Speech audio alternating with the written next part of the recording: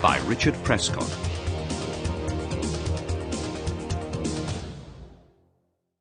Chapter 1.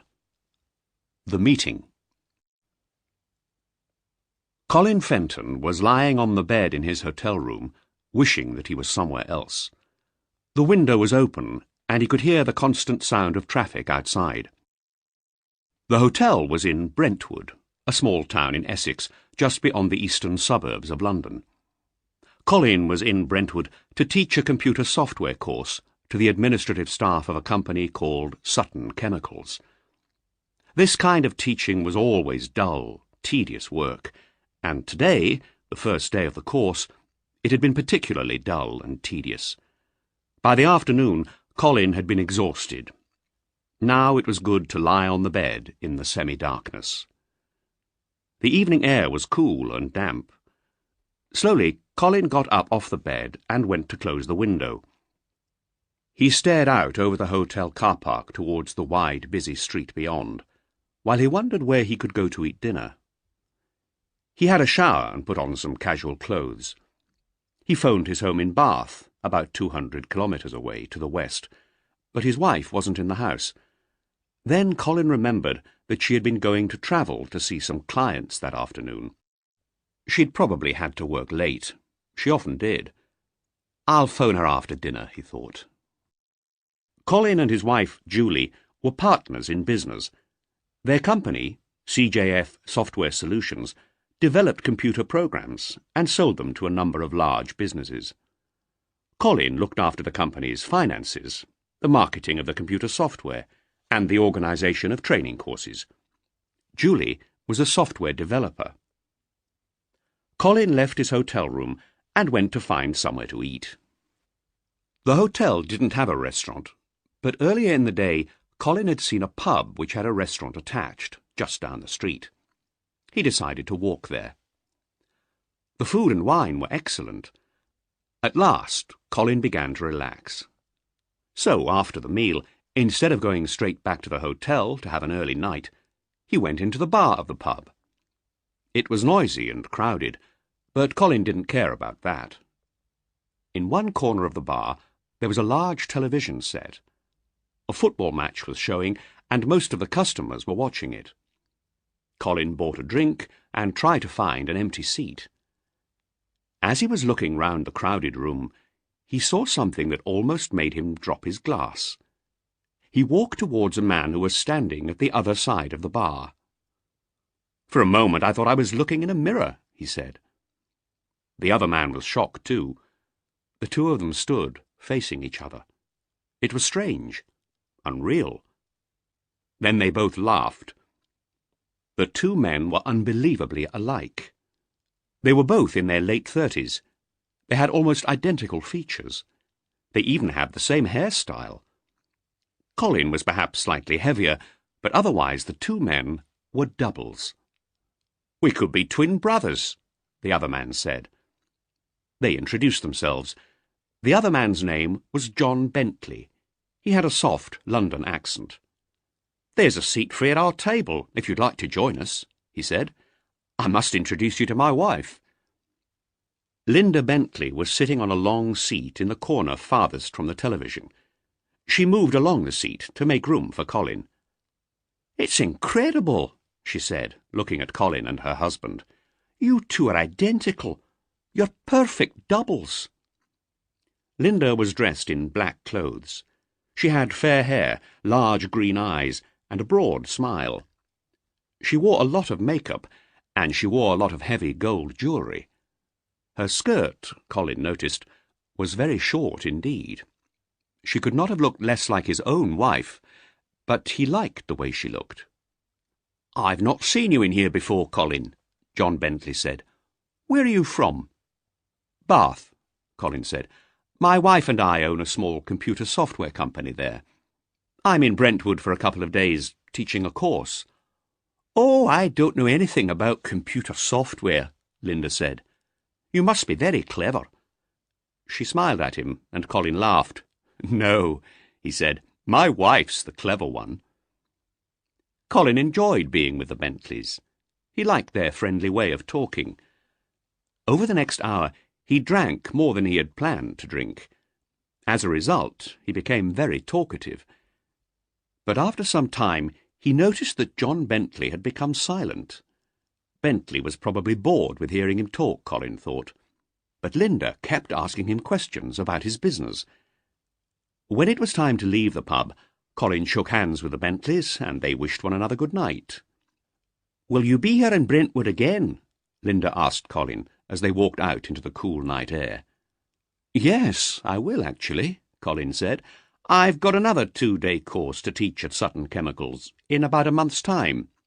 "Oh, so perhaps we'll be seeing each other again then," she said. "That will be great." Her eyes opened wide with pleasure. "Yes," Colin said, "we must meet. I'd love to see you again, both of you." Colin turned into the street, and John and Linda Bentley walked towards a white van at the far side of the pub car park. "Good night, Colin," Linda called. As soon as Colin Fenton was out of sight, the Bentleys started arguing. John, who had drunk rather a lot of beer that evening, began to shout at his wife. "What did you think you were doing?" he yelled. "What's your game? Why were you flirting with that guy?" When he was angry, John Bentley sometimes became violent and hit his wife. But now some people were crossing the car park behind them, talking in loud voices and laughing. Linda knew her husband wouldn't hit her while there were people near. "Shut up," she said. "Give me the keys to the van." John ignored her and began opening the driver's door. She grabbed the keys from him and pushed him out of the way. She got into the driver's seat and waited for him to walk round to the passenger's side. He got slowly into the van. They were silent as she drove away from the pub. But after a minute, Linda touched her husband's hand. "Don't be an idiot, John," she said. John Bentley didn't reply. He just stared out of the window. They were driving along a wide road lined with shops. It had started to rain, and the street lamps were reflected on the wet road and pavements. Linda turned into a side street. "That guy will be useful to us. You'll see," she said. "That's why we must make sure that we see him again." John turned to look at her. "What do you mean?" he said. "You and he are identical, John," she said. "That's interesting, don't you think?" Her husband didn't understand her. A minute later, Linda slowed down and turned onto the drive in front of the garage of their small house.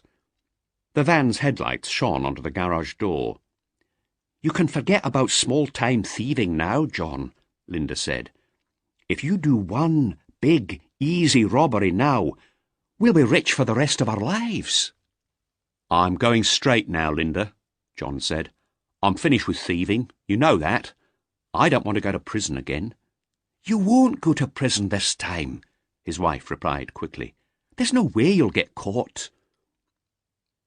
When Colin Fenton got back to his hotel room, it was too late to phone his wife.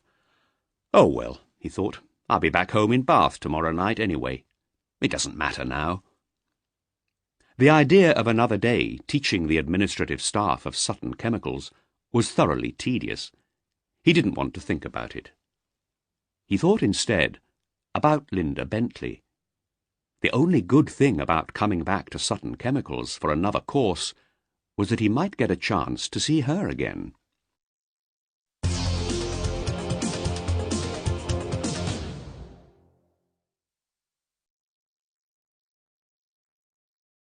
Chapter 2.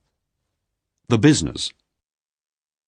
It was a cold, wet Monday morning in late October, 2 weeks after Colin had taught the training course at Sutton Chemicals. The trees that lined the streets in Bath were bare. Dead leaves lay on the pavements. Colin shivered as he got into his car. He picked a cassette from a pile on the passenger seat, put it into the player, and started the car engine. A moment later, an old blues song was coming from the stereo. Colin and Julie always went to work in separate cars. They left home at different times in the mornings and arrived home at different times in the evenings. During the day, they hardly saw each other. They were busy with their own jobs. Both of them regularly travelled to see clients, Julie to sort out their technical problems, Colin to sell the software and teach training courses, but they rarely travelled together. Today was one of the rare days when they were both going to be in Bath all day, but before he went to the office, Colin had an appointment that he wasn't looking forward to. He drove to the eastern side of the city, parked his BMW, and hurried through the rain to a low office block. Outside one of the ground floor offices was a brass sign with the words, D.S.T. Booker, Accountant. Colin opened the door and walked in. A girl was working at a desk with 6 filing trays, a computer, and 2 telephones on it. "Mr. Booker's expecting me," Colin told her. "Yes, that's fine," the girl replied. "Please go through." Colin went through a door into another room. Mr. Booker was bent over his desk, reading some papers. He wore very thick glasses, and he held the papers close to his pale face. He looked like a man in pain. Colin sat down and pushed a folder of financial documents across the desk. Booker slowly raised his head, opened the folder, and glanced briefly through the documents. "You're going to lose money for the 2nd year running, Mr. Fenton," he said. "You've got to do something about this quickly, or you'll go out of business." "I know the situation isn't good at the moment," Colin replied. "We're short of cash, but the situation's only temporary." "Well," Booker said, "the facts are clear enough. This year you've earned around £40,000 so far.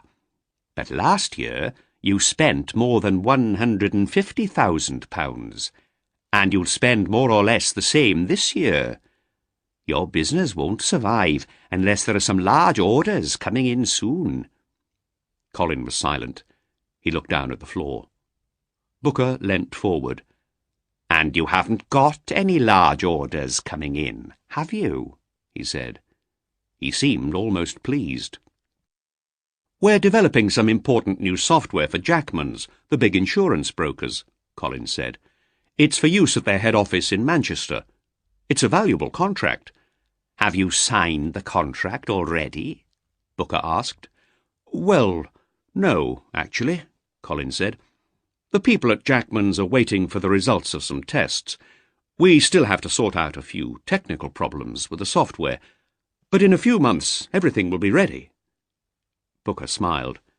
"I see," he said.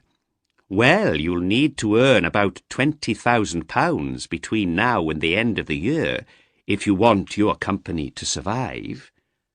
"I've arranged a loan at the bank," Colin said. Booker began collecting his papers. He stood up slowly. The accountant's body was stiff and his shoulders were bent. He took the papers from his desk and put them into a brown folder. Colin noticed that Booker's hands were trembling slightly as he put the folder into a filing cabinet. "Bank loans are trouble," Booker said, pushing the heavy drawer shut. "And you need real orders now, not possible orders in a few months' time. You need cash now, or you will go out of business." When Colin arrived at his own office, his wife was getting ready to leave. Julie had an appointment with a client on the other side of the city. Her desk was covered with papers, computer books, and floppy disks. She was sorting through them, putting what she needed into her briefcase. Julie saw Colin looking at her. "Is everything okay?" she asked. "You've been to see Booker this morning, haven't you? What did he say?" "Oh, nothing much," Colin said. "He just wanted me to take him some documents he needed." "Fine," Julie said. "Well, I'd better be going. I don't expect I'll be back here today. I'll see you at home tonight." Colin took off his jacket and sat at his desk. He looked through the glass partition between his and Julie's room and the main part of the office. Rob and Jenny, the 2 programmers, were busy at their computers. Near the door of the main office, Maggie was sitting at her desk. Maggie was the secretary, telephonist, and general office helper. She had been with Colin and Julie ever since they had started CJF Software Solutions 5 years before. Colin opened the letters that Maggie had put on his desk earlier in the morning. Among them was a letter from his bank manager. The letter explained the details of the bank loan that Colin had arranged the previous week. At the bottom of the pile of long business envelopes, there was a smaller envelope. Colin's name and the address of the company were handwritten neatly on it. Colin opened the envelope. The paper he pulled out smelt of perfume. "Dear Colin, you'll probably be surprised to get a letter from me.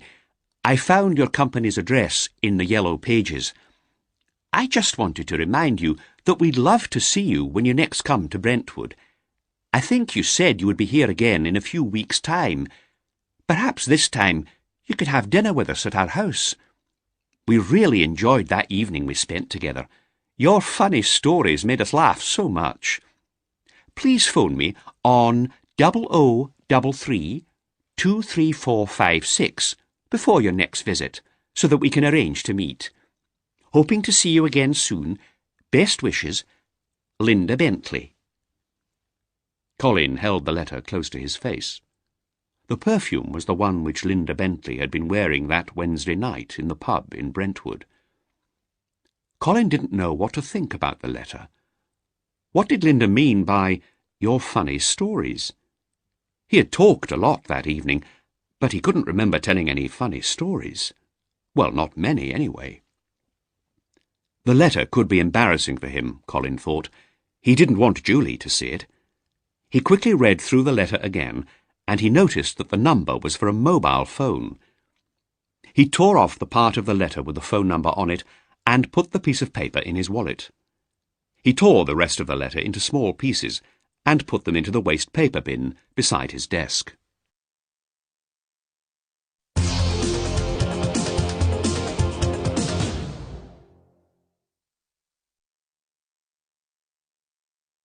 Chapter 3. The Plan. Linda Bentley was 33 years old, and she was good-looking. She was used to getting what she wanted. She had made an important decision very early in her life. Since there was no one to look after her, she would make sure that she looked after herself. Linda had been born in Glasgow, the largest city in Scotland. She had no brothers or sisters, and she didn't know who her father was. Until she was 12, Linda had lived with her mother in a damp, dark flat. The flat had a bedroom, which was the living room too, a small kitchen and a bathroom. Linda's mother usually went out in the evenings, leaving her alone. Sometimes her mother brought men home with her, and then she told Linda to sleep on the floor in the kitchen. When she was 12, Linda's mother disappeared, and after that, Linda never saw her again. She didn't know where her mother had gone or what had happened to her, and she didn't care. An aunt and uncle took Linda into their home, and they tried to love her and care for her. But the girl no longer understood what love was. As soon as she was 18 years old, she left Glasgow and went south to London. She found a job in a pub called the Red Lion in Ilford, in East London. That was where she met John Bentley. John was a likeable young man, and a good-looking one. He was an orphan, so he and Linda had something in common. But Linda had learnt to look after herself, and John had not. So Linda tried to look after him. He was working as a lorry driver at that time, and he always seemed to have plenty of money. He spent a lot of it on presents for Linda. She enjoyed getting the presents, and she didn't ask where the money came from. A year after their first meeting, John and Linda got married. When, a few months later, John was sent to prison, Linda found out where his money had been coming from. Now she was alone in London, but there was no point in going back to Glasgow. Her aunt and uncle had moved to Spain, so Linda decided to stay in London and wait for John.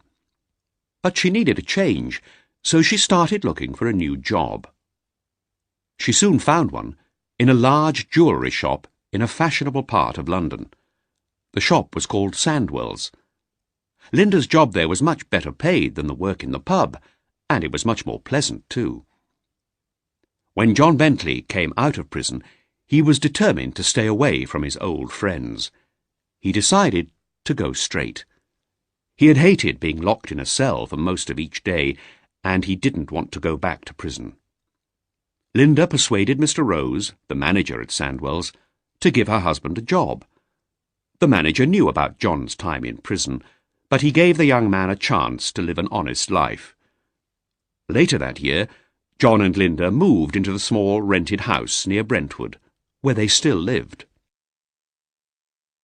Early one evening, a few weeks after she'd sent the letter to Colin, Linda Bentley was in her kitchen, preparing a meal. As she put some fish into a large pan, her mobile phone began to ring. She quickly wiped her hands and put the phone to her ear. John was in the living room, watching television. He couldn't hear Linda's conversation. "So you'll be in Brentwood next week," Linda said. "That's great, Colin. How long will you be staying?" "2 nights," Colin said. "We could meet on Wednesday or Thursday evening." Linda thought for a moment. "Wednesday will be best for me," she said. "Can we meet in the same pub at around 6:30? Then later you can come here for a meal with us." "Yes, that's fine. I'll see you next Wednesday then," Colin said. Linda switched her phone off and put it in her handbag. She smiled to herself. Wednesday was certainly the best day for what she had in mind. John would be away from home that night. Soon the fish was ready. Linda switched off the cooker and turned round with the pan in her hand. John was standing in the kitchen doorway. "I just heard your phone ring," he said. "Who are you talking to?" "No one," Linda replied. "Somebody called a wrong number." She lifted the pieces of fish onto 2 plates and added some vegetables. "Sit down and eat this while it's hot," she said. On the evening of the following Tuesday, Colin Fenton left his home in Bath and travelled to Brentwood. He booked into the same hotel, ready to start work early in the morning. The next evening, after a day spent with the administrative staff at Sutton Chemicals, he was beginning to regret his agreement to meet the Bentleys. He was tired, and he decided to phone them to say he couldn't meet them after all. But when he looked at his watch, he saw that it was too late. It was almost 6 o'clock already, and he had agreed to meet his friends at the pub at 6:30. He would have to go to the pub, eat his meal at their home as quickly as he could, and leave early. This time the pub wasn't crowded. There was no football on the television, and the bar was nearly empty. A few people were sitting at tables, drinking and talking. Linda Bentley was waiting for him, sitting on her own at a table in a corner. She had a glass of orange juice in front of her. Colin walked across the room towards her.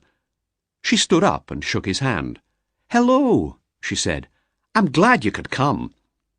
She was wearing a black dress made of shiny material. It was tight-fitting and very short. "It's good to see you, Linda," Colin said. "Can I get you another drink?" "No, it's okay, thanks. I haven't finished this yet," she replied, touching her glass. "What about John?" Colin said, looking round the room. "Where is he?"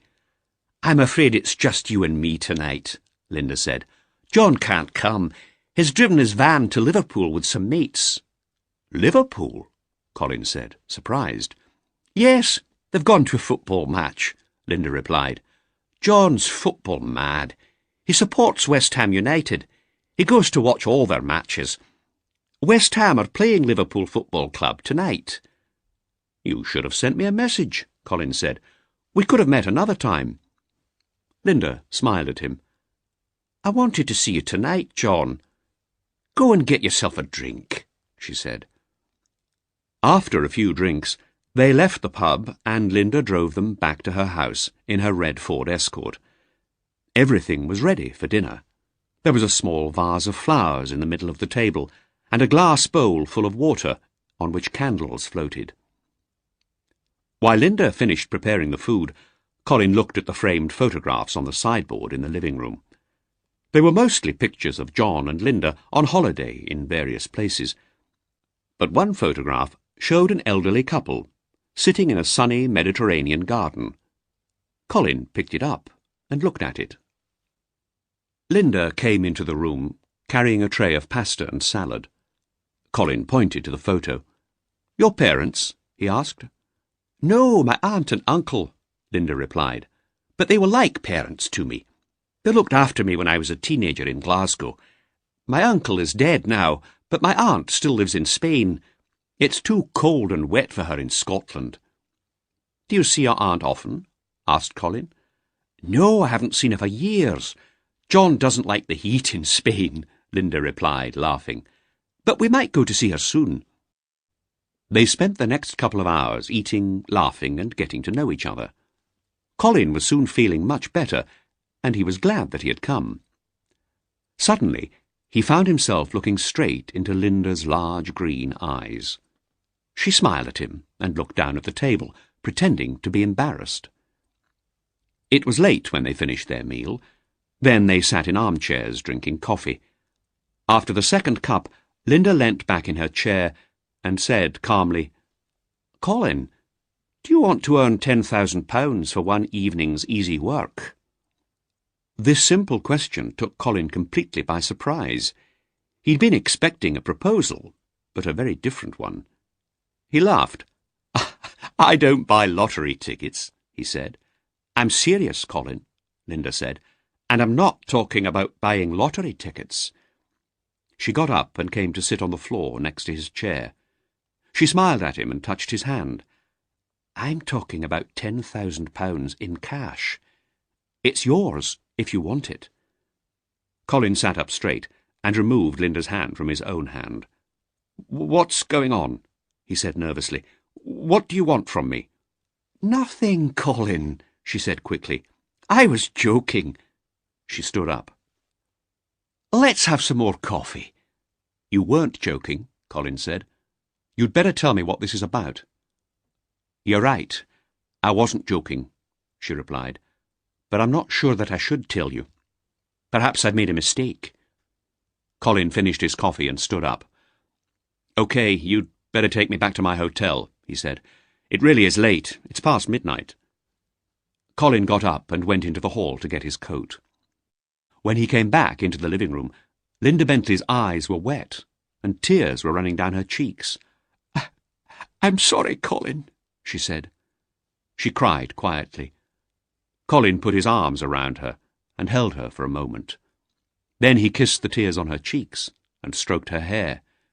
"It's all right, Linda," he said. Linda stopped crying and pulled herself away from him. "You must think I'm very stupid," she said. "I'll get my coat and take you back to your hotel. I'm so sorry I spoilt a lovely evening." She went into the hall and took her coat from a cupboard. Colin followed her. When she turned round, Colin was right behind her. He took the coat from her and dropped it on the floor. She looked at him, her eyes wide open. Colin held her arms, pulled her very close to him, and kissed her on the mouth. "You can take me back to the hotel early tomorrow morning," he said. "The evening's not spoilt at all." Early next morning, Colin and Linda had some coffee and toast together. Then Linda drove Colin back to his hotel. It was only 7:15, and the roads were clear. It was a cold, sunny morning. They talked about what each of them was going to do during the day, but they both knew they were avoiding talking about the previous night. Suddenly, they both became silent. Colin stared out of the window. They were driving past trees that were white with frost. Colin turned and looked at Linda. At last, Linda smiled at him and spoke. "What are you thinking about, Colin?" she asked. "It was a strange evening, wasn't it?" he replied. Linda nodded. "You planned it all, didn't you?" Colin said. "Do you mind if I did?" she asked. Colin thought for a moment. "No, I don't think I do," he said. Then he added, "And what about the £10,000? You were serious about that, weren't you?" They had reached Colin's hotel. Linda drove onto the car park and switched off the car engine. "My husband is going to need an alibi," she said. "You can provide one for him. It's as simple as that." "What do you mean?" You and John are identical. All you have to do is pretend to be John for a night. While John does a robbery, am I right? Right. What's he going to steal? I can't tell you that. Linda, I need to know, Colin said. It won't be an armed robbery, will it? Nobody will carry a gun. No one will get killed or hurt, Colin. What's the plan? Colin asked. Is John going to rob a bank? No, Linda said, and you don't need to know any more about it. Yes, I do, Linda, Colin insisted. I have to know what risk I'll be taking. I don't want anybody to get hurt, and I don't want to spend years of my life in prison. Linda thought for a moment. All right, Colin, she said. I'll tell you the plan. John and I work in a jewellery shop. We know all about the security systems there. John will be able to get inside the shop at night without setting off the alarm. He'll smash a window and set off the alarm as he's leaving. We hope that the police will think it's an ordinary break-in. But John has a criminal record, and the police might suspect him if he doesn't have an alibi. He'll need a really good alibi. You can provide him with it. I understand, Colin said. When do you plan to do this? We haven't chosen a date yet. We can make our plans fit with yours, Linda replied. You travel a lot because of your work, you told us that. One day, when you're somewhere a long way from London, you can stay in a hotel using John's name. That will give John a perfect alibi, and only the three of us will ever know how the robbery was done. You've planned this all very carefully, haven't you? When I want something, I make sure I get it, Linda said. Colin thought about the previous evening. Yes, you do, he agreed in a cold voice. What about the money? The £10,000? We can pay you a few thousand in advance, Linda said. You'll get the rest soon after the robbery. I might be able to help you, but I need some time to think about this, said Colin. OK, Linda said. You've got my phone number. I'll be in touch, said Colin. He got out of the car and watched Linda drive away. Then he went up to his room to get the things he needed for his day at Sutton Chemicals.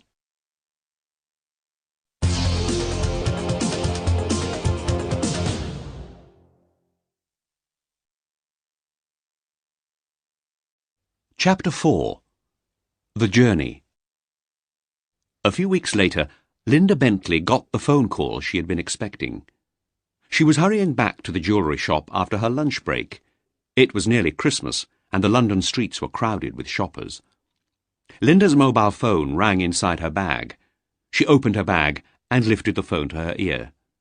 She heard Colin say, "All right, I'll do it." "Good. I knew you would," she replied. "We'll need a few weeks to get everything ready." "That's fine," Colin said. "I'll be in Manchester in about 4 weeks' time. That'll be the second week in January. We can arrange John's alibi for then." "Phone me again next week, Colin," Linda said. "We'll fix the dates and times then." Linda put her phone back inside her handbag and smiled. She pushed her way through the crowds and she ran down some steps into an underground station. Her only problem now was to tell John about the plan.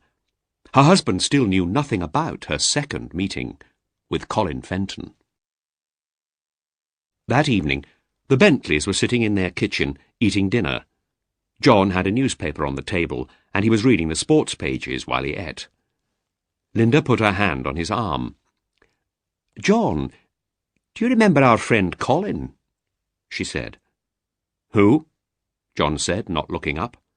"You know, the guy who looks just like you," Linda said. "What about him?" John turned the page of the newspaper and folded it. "He's agreed to give you an alibi." Linda stood up and carried her plate to the sink so that she did not have to look at John. John put the newspaper down and pushed his chair back. "When did you speak to him?" he said. "A couple of weeks ago," Linda said, filling the sink with water. "I met him in the pub. He was teaching a course at that chemical company." "Was that when I was in Liverpool?" Linda knew that John was angry and jealous. She didn't answer him. "You waited for me to be out of the way," John shouted. "I expect you had a great time together, didn't you? Come on, answer me." Linda heard a plate smash against the tiled floor. "What was it? Dinner in the pub? Or did you come back here for dinner? And what else did you come back here for?" John was furious. He stood up suddenly, and his chair fell back and hit the floor. Linda cried out in pain as John grabbed her arms and began shaking her. "I don't need an alibi," John shouted. "No alibi. Forget it. I told you before, I'm not going to rob the shop. I'm going straight now." Linda was screaming with pain. She pushed her husband with all her strength. John crashed into the kitchen table and then fell hard against the wall, hitting his head against it with a loud crack. Linda turned, breathing fast. She stared at the bloodstain on the white wall. Below it, John was lying on the floor, holding his head. "Don't you ever do that to me again," Linda shouted. She left him there and went upstairs to wash. Her arms ached, and she could hardly move them. Where John had grabbed her, there were 2 large, dark bruises on her skin. Linda went to the bedroom, got into bed, and closed her eyes. After some time, she heard John moving about downstairs, cleaning up in the kitchen. Later, she heard him come up the stairs, go to the bathroom, and have a shower. When he got into the bed, he didn't speak to her, but he didn't go to sleep. After half an hour, Linda said quietly, "We mustn't waste any time, John. Tomorrow you'd better go and see Frankie Simpson at the Red Lion. Talk to him about the jewellery. He'll fence it for us. Don't tell him where you're getting it. Just tell him you want him to sell more than £1 million worth of jewellery. OK?" John didn't answer. "OK," Linda repeated. "OK," John said at last. Towards the end of December, Colin made the final arrangements with Linda. The date for the robbery was arranged for the 10th of January. Now that all the plans were made, Colin suddenly understood the risk he was taking. But he tried not to worry, telling himself that it was only an exciting game. After all, the money he was going to be paid would save his company. Colin and Julie spent the Christmas holidays visiting Julie's brother and his family in Devon. No one noticed that Colin was a little quieter than usual. One morning in early January, Colin and Julie were in the office together, talking about the big project at Jackman's, the insurance brokers. Julie was still testing the software, but that morning the Fentons were discussing a report that Julie had just given Colin. The report was full of charts showing the results of the latest tests. "These figures look good, Julie," Colin said. "When I show the people at Jackman's these charts, I'm sure they'll be very impressed. I'm going to see Jim Slater in Manchester next week. It should be easy to convince him to purchase the software now." "I'd better come with you," Julie said. "There'll be technical details to discuss." "I can do that," Colin said. "Leave it with me." "No, Colin," Julie said. "I should be in Manchester with you. You know how fussy Slater is about details. We've got to do this properly. Jackman's could become our biggest client." Colin stood up and looked out of the window. He was thinking quickly. He couldn't allow Julie to come to Manchester with him, not this time. He turned round and said, "I'll just have preliminary talks with Slater. We won't discuss the details this time. Of course you'll be with me when we have that discussion. I've already fixed this appointment, so I'll go alone this time. Anyway, I've got other people to visit up in the Manchester area. I'll be away for a couple of days." "You should have spoken to me first, Colin," Julie said. "You shouldn't have arranged an appointment before seeing my report on the latest tests." "Slater phoned me, Julie. The meeting was his idea," Colin said. He was surprised at how easy it was for him to lie. "Slater asked to see me, so I fixed it with him." On Tuesday, the 10th of January, Colin worked at the office in Bath all day. Then, at about 5:30, he went home to pack his suitcase for the trip to Manchester. He changed into casual clothes, jeans, sweater, and an old sports jacket. He didn't want to look like a businessman when he arrived at his hotel later that evening. He wanted to look like John Bentley. He was ready to leave his house by 6 o'clock. He put his mobile phone in one of the pockets of his jacket. As he stepped out of the house and walked towards his car, he felt an icy wind on his face. Fine, powdery snow blew across the drive. Colin put his case in the boot of his BMW, got into the car, and started the engine. Instead of driving towards the M5, the quickest route to Manchester, Colin made his way to the M4 and turned east towards London. He stopped at a service area near Swindon to buy petrol and have a quick cup of tea. He was hungry, but there was no time to eat. The motorway was quite busy, and the snow was falling faster. It was nearly 8 o'clock when Colin reached the last exit before the M4 crosses the M25, the motorway that circles London. He left the M4 and a few minutes later he drove into a lay-by off a small road. He saw the Bentley's red Ford Escort waiting there, and he parked next to it. He got out into the snow and the freezing air and approached the other car. Linda Bentley opened one of the rear doors for him to get in. He sat beside her. "Exactly on time," Linda said. Colin nodded. Then he said hello to John Bentley, who was sitting in the driver's seat. Linda handed Colin her husband's driving licence. "What's this for?" Colin asked. "You may need it," Linda said. "The alibi must be perfect. If you're stopped by the police, you must show them John's documents, not your own. We can't take any risks.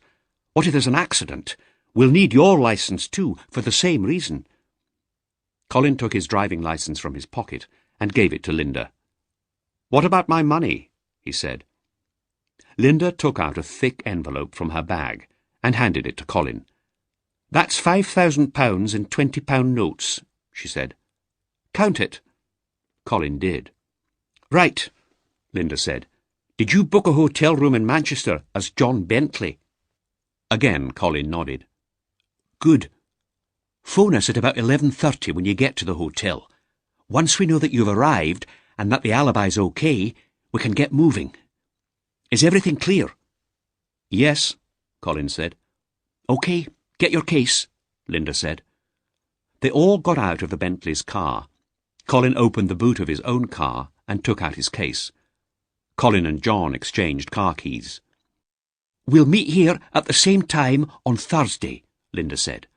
"You'll get your car and driving licence back then, and you'll get the rest of your money, too." She smiled briefly. "We'll wait for your call at about 11:30 tonight, then." "Yes, fine," Colin said. Colin watched while John and Linda drove off in his BMW. He put the envelope of money safely in an inside pocket of his suitcase and zipped the pocket closed. He put the case in the boot of the Escort, then he got into the driving seat. He started the engine and drove back towards the motorway. A few minutes later, he was driving along the M4 towards the junction with the M25. Chapter 5. The Accident. The M25 was very busy and the traffic moved very slowly indeed. Colin didn't need to stay on that motorway for long because he was driving to the junction with the M40. He hoped to make better progress when he turned onto the M40 and started to drive northwest towards Birmingham. But instead, the traffic on the M40 was even worse than on the M25. Roadworks and the high winds and heavy snow reduced the traffic speed to less than 50 kilometres per hour. Time was passing, and Colin began to wonder whether he could reach Manchester that night. He decided that the only thing to do was to leave the motorway at the next exit and drive on smaller roads north towards Birmingham. Beyond Birmingham, he could join the M6, which he hoped would be less busy, and drive to Manchester on that. As soon as he left the M40, Colin was sure he had made the right decision. After a few minutes, he was racing along quiet country roads. Then the accident happened. It was just after 9 o'clock. The road in front of him was clear, and Colin put his foot down on the accelerator. There were no streetlights, and the night was very dark. High hedges and tall trees lined the road. Beyond the hedges, the fields seemed black.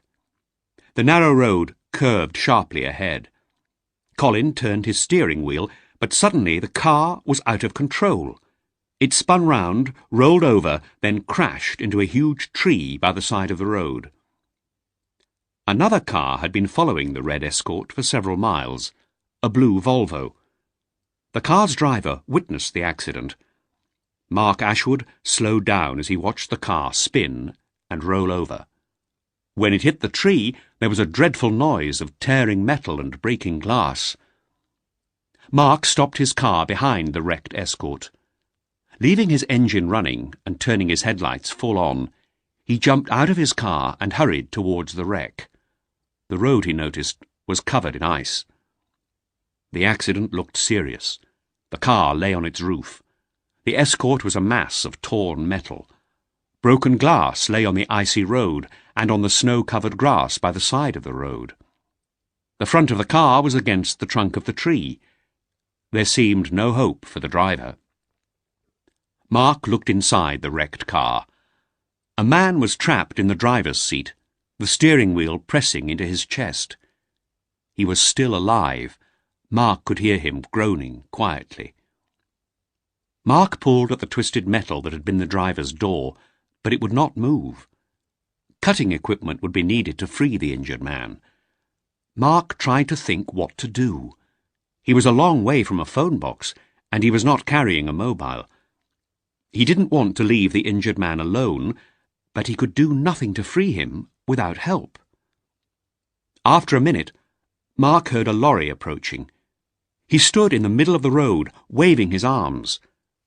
The lorry stopped, and the driver looked out of the cab. He saw the wreckage and shook his head. "Will you drive to a phone box, please?" Mark shouted to him. "This is an emergency." "There's no need, mate," the lorry driver called back. "I've got a mobile phone." "Then please, phone for the emergency services quickly. There's a man trapped in there. We'll need a fire crew and an ambulance, as well as the police." While the lorry driver was phoning, Mark went back to the injured man. After half a minute, the lorry driver called down from his cab. "An ambulance is on its way," he said. "Do you need my help here?" "There's nothing you can do. I'll wait till help arrives." "Then I'll move on. I'm blocking the road with the lorry." As the lorry moved slowly away, Mark looked inside the wrecked car again. The injured man was trying to speak. Mark could hear him through the broken glass of the driver's window. "Don't try to talk. Help is coming," Mark said. "You'll soon be out of there."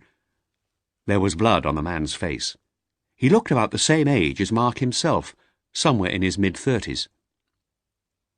"Julie," the man said. "Julian? Is that your name?" "No. Please tell Julie," the man said slowly. It was difficult for him to breathe. "Tell her I'm sorry. I've been so stupid. Tell her, will you? Please tell Julie I'm sorry." "Your wife?" "Yes, Julie. My wife," the injured man said. "I want her to know the truth." "The truth about what?" Mark asked. The man coughed. Blood came from his mouth and ran down his face. In a moment, he was unconscious. The ambulance and the fire engine arrived together. They stopped beside the wreckage of the Escort, their blue lights flashing. The fire crew began cutting at the wreckage and pulling away bits of torn and twisted metal. In a few minutes, they had removed part of the side of the car. Soon, 2 paramedics were beside the injured driver, trying to get him out of the wreck. As they worked, they spoke quietly to each other. A police car arrived a minute later. 2 officers got out. The male driver walked over to the wreck, and the other officer, a woman, came to talk to Mark. He briefly described what he'd seen to the young policewoman. "Was he going fast?" she asked him. "Yes, too fast, I suppose," Mark said, "and the road is icy here on the bend. He just spun round and lost control. His car rolled over and over. I was fairly close behind him. I suppose I was going too fast too. It's lucky I didn't crash into him." At that moment, the paramedics managed to get the driver out of the wrecked car. They lifted him carefully and laid him on a stretcher on the ground. The man groaned once more. Then he was silent. Mark and the policewoman moved closer to them. One of the paramedics looked up. He shook his head. "He's gone. There was no hope," he said quietly. Mark looked at the dead body on the stretcher. He felt both sad and angry. He realized he was trembling. The man's death had shocked him. It seemed so unnecessary. Somewhere the man's wife, Julie, was waiting for him, not knowing what had happened. And perhaps they had children. The paramedics put the body in the back of the ambulance. "Come to the car, sir," the policewoman said to Mark. She took him by the arm. They sat inside the police car. Mark told the policewoman again about everything that he had seen and gave her his name and address. She wrote his words down in her notebook. Soon the ambulance was ready to leave. The paramedics closed the back doors and climbed into the front seats. The ambulance drove away slowly. The other officer returned to the police car. He sat in the driver's seat. He spoke quietly to his colleague. "A breakdown truck is coming to take away the wreckage," he said. Then he turned and spoke to Mark. "You look a bit pale, sir. Are you all right to continue your journey?" "Yes, I'm fine," Mark said. He was silent for a moment. Then he added, "I need to speak to that poor man's wife." "Don't worry, sir," the policewoman said. "We'll take care of that." Mark thought about the driver's wife getting a visit from the police late at night. He tried to imagine how she would feel. "Yes, of course," he said slowly. "But I was the last person to speak to the man. I saw the accident happen. If his wife knows how the accident happened, perhaps it will help her. Can you give me the man's name and address?" "We can't do that, sir," the policeman said. "The man's relatives will have to identify the body first." "But I must speak to his wife," Mark said. "Before he died, he gave me a message for her. It was important to him, and it might help his wife accept his death." The policewoman spoke quietly to her colleague. "He could phone me in a few days," she said. "The identification will have been made by then." The policeman nodded. "Okay," he said. The woman wrote down her name and phone number and gave it to Mark. "You can get in touch with me at this number on Monday morning. I should be able to tell you the man's name and address then." Mark folded the piece of paper and put it inside his wallet. "Thanks," he said. "We'll need you to call at the police station in Thame in the next day or two, sir," the policewoman said. "You were the only witness to the accident. We'll need you to sign a statement. You'll probably have to attend the inquest, too." "Yes, of course," said Mark. "I'd better go now." "OK, sir," the policewoman said.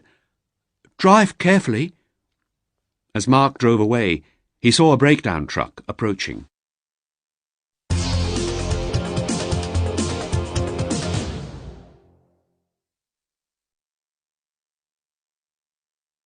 Chapter 6. The News. While her husband was dying on an icy road in Oxfordshire, Julie Fenton was in her comfortable home in the city of Bath. She was sitting in the living room with a magazine in her hands. Music was playing quietly on the stereo. Listening to music was Julie's way of relaxing. She had tried to interest Colin in classical music, but Colin always preferred blues and jazz. Julie wasn't reading the magazine she was holding, and this evening the music didn't help her relax.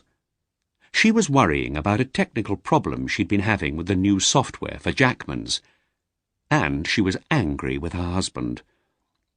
Colin had said that he would phone her from his hotel in Manchester. It was typical of him that he'd forgotten. No doubt when he came home again in a few days' time, he'd have a good excuse for not phoning. He usually had good excuses. At 11:30, Julie yawned and put her magazine down. She looked at the phone, hoping it would ring, but it didn't.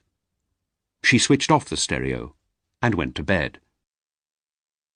In Brentwood, Linda and John Bentley were getting nervous. They sat quietly, listening to the sound of the kitchen clock ticking. John had everything ready for the robbery. He was wearing black clothes, and in his jacket pocket was a gun. On the chair next to him, there was a sports bag with some equipment inside. Suddenly, he stood up and started to walk nervously round the room. "What's happened? Why hasn't Fenton phoned?" he said. "Don't worry, he's been delayed, that's all," Linda said. John sat down again. He looked at the clock. It was now almost midnight. The agreed time for Colin's call had been 11:30. Soon it would be time for them to leave for Sandwell's. They heard a car stop outside the house. John lifted a curtain and looked through the window into the dark street. Immediately he let the curtain fall again and stood back from the window. "It's the police," he said. "What's that guy done, Linda? What's his game? Has he told the police about our plan?" "Go upstairs," Linda said. "Keep out of the way. We've done nothing wrong. There's nothing to worry about." John grabbed his sports bag and ran upstairs. He hid in the bedroom at the back of the house. A moment later, the doorbell rang. Linda went to the front door and opened it. 2 police officers were standing in the doorway. One of the officers was a woman. "Mrs. Bentley?" the policewoman said. "Yes. We're very sorry to disturb you at this time of night, but—" The policewoman was silent for a moment. "I'm sorry," she went on. "May we come in?" "Yes, of course." They went into the living room and sat down. "It's about your husband, Mrs. Bentley," the policewoman said. "I'm afraid he's had an accident." Linda opened her mouth, but no words came out. The policewoman touched her hand. "I'm very sorry, Mrs. Bentley," the policewoman said, "but your husband died earlier this evening. His car crashed on an icy road near Thame, in Oxfordshire." Linda looked down at the floor. This was terrible news. She'd never imagined that this could happen. She heard the policewoman say, "I'm afraid you'll have to identify your husband's body." "Yes, of course," Linda said, looking up at last. "A police car will collect you tomorrow morning at 10 o'clock. When the police had gone, John came downstairs. Linda was in the kitchen making tea. She poured the boiling water into the pot. John stood in the doorway. "Well?" he said. "What did they want?" "It's Colin," she said. "He's had a car accident. He's dead." "What did you tell the police?" John asked. "Nothing," Linda said. "What could I tell them?" "What happens now?" John asked. "Be quiet. I must think," Linda replied. A few minutes later, Linda was calm again. She poured the tea into 2 mugs and put them on the table. She sat down next to her husband. "Everything's changed now, John," she said. "But it's good. Everyone will think you're dead, not Colin Fenton. We've got to make sure that they go on thinking that."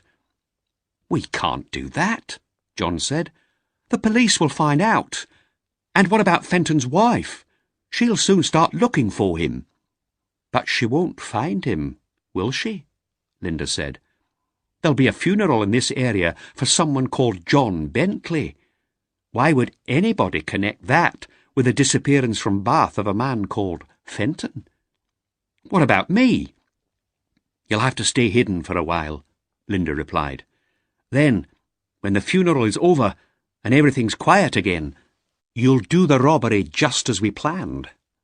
After that, we'll get away to Spain. It'll be all right, you'll see." They drank their tea in silence. Then Linda said, "Tomorrow I'm going to be busy.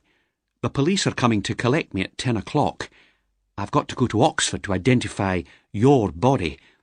All you have to do is keep quiet in here. You'll have to stay in the back bedroom with the curtains closed. If anyone sees or hears you, we're finished. Is that clear?" "This is madness," John said. "Just do as I say, John, and everything will be all right," Linda said again.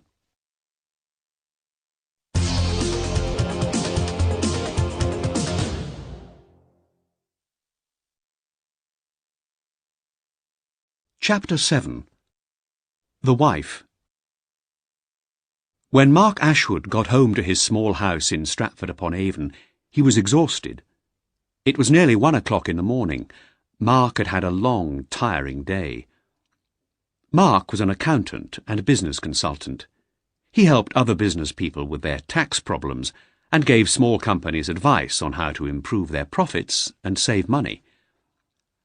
That day, he had been to London to see a new client who owned a small clothing factory and who wanted advice on exporting his products. Mark didn't know a lot about exporting, but he couldn't refuse an important new client. He would have to learn more about the export regulations before his next meeting with the man. Mark quickly ate some bread and cheese, then he went upstairs. One of the 2 bedrooms in his house was furnished as an office. He switched on the desk lamp and sat down. His desk was tidy, as always. Pens and pencils were standing in a plastic holder. Mark pulled his copies of the Department of Trade and Industry's export regulations from a bookshelf. Although it was late, he began to look through the thick books. He tried to concentrate, but he couldn't stop thinking about the man who had died earlier in the evening. "Tell Julie I'm sorry," the man had said. Mark didn't like the idea much, but he knew that he would have to visit Julie. He knew that he would have to carry out the dying man's last wish. The following afternoon, Julie Fenton was working in her office in Bath when she had a phone call from Manchester. Jim Slater at Jackman's was wondering where Colin was. He had not appeared for their meeting that morning. Did Julie know if anything was wrong? Julie was embarrassed. "I'm sorry," she told Slater. "My husband left for Manchester yesterday. I can't think why he hasn't arrived. He may have been delayed at another client's office, but I'm sure he would have phoned you." "Well, as soon as you hear from him, please ask him to contact me," Slater said. "Of course," Julie replied.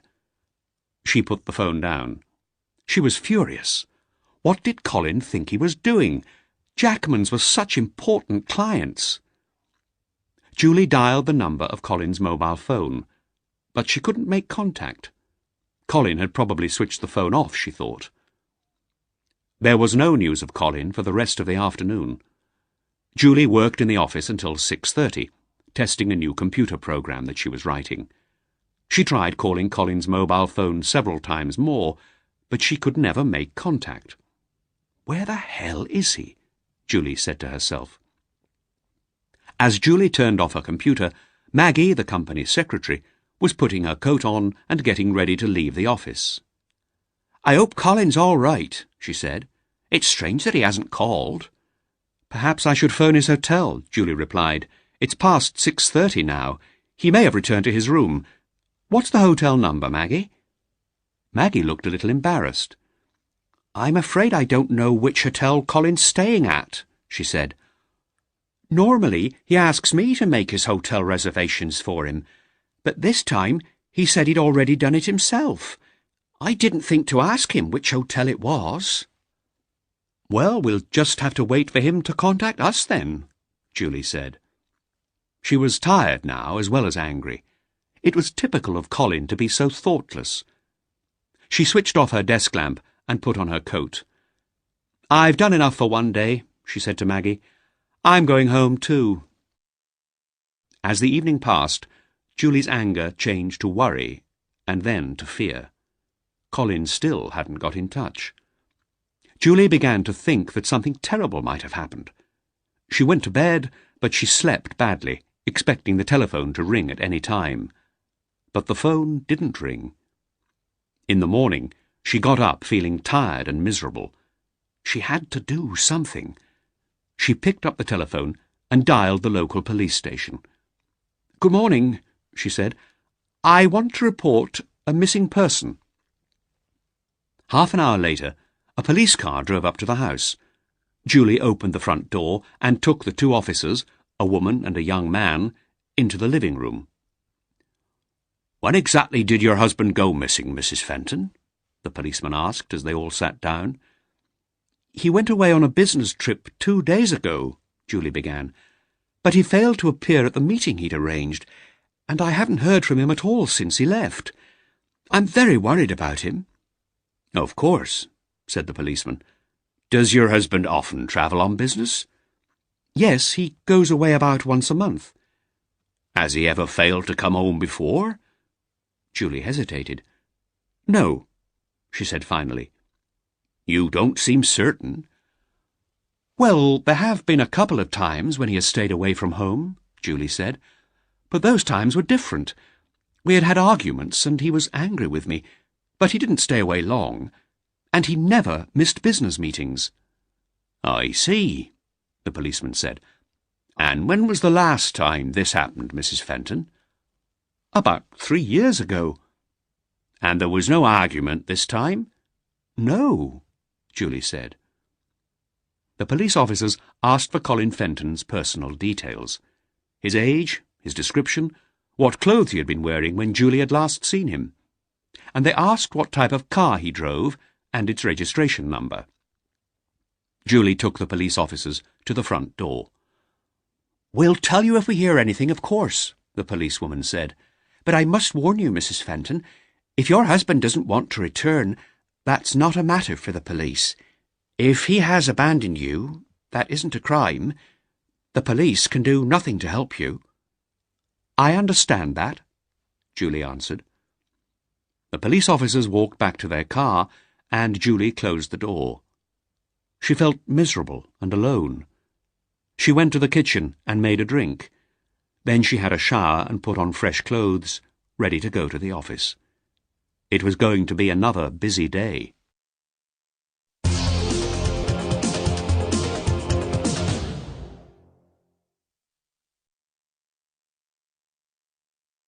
Chapter 8. The Funeral. It was late afternoon. John Bentley lay on the bed in the semi-darkness. Alone in the back bedroom of the house in Brentwood, and unable to leave it, he had plenty of time to think about what had happened. He and Linda were in big trouble, it seemed to him.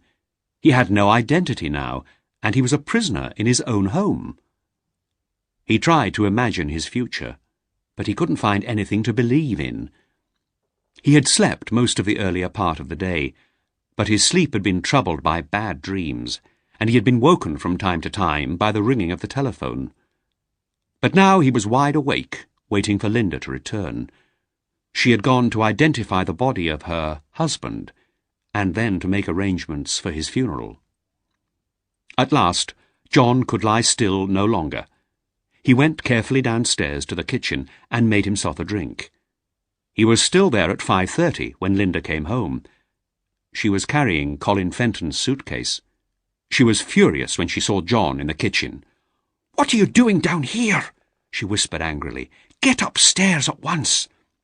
"I've not made any noise, Linda," John said quietly, "and I've not turned the light on." He pointed at the kitchen curtains, which were closed.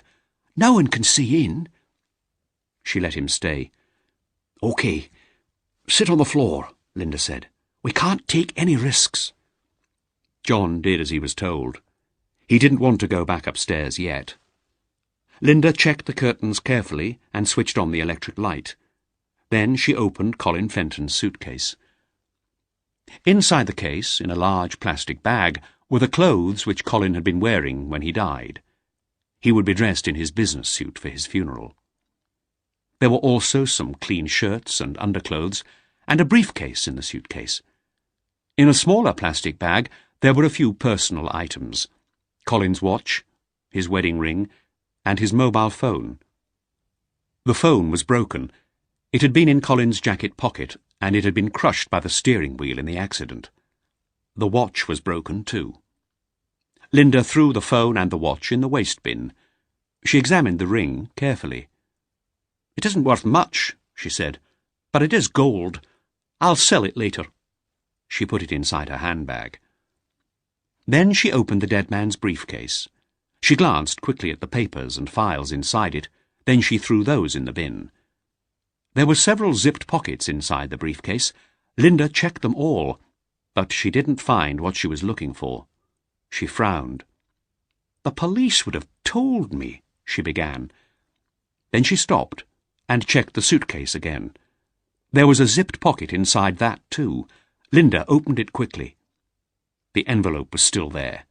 She pulled it out, opened it, and counted the money nervously.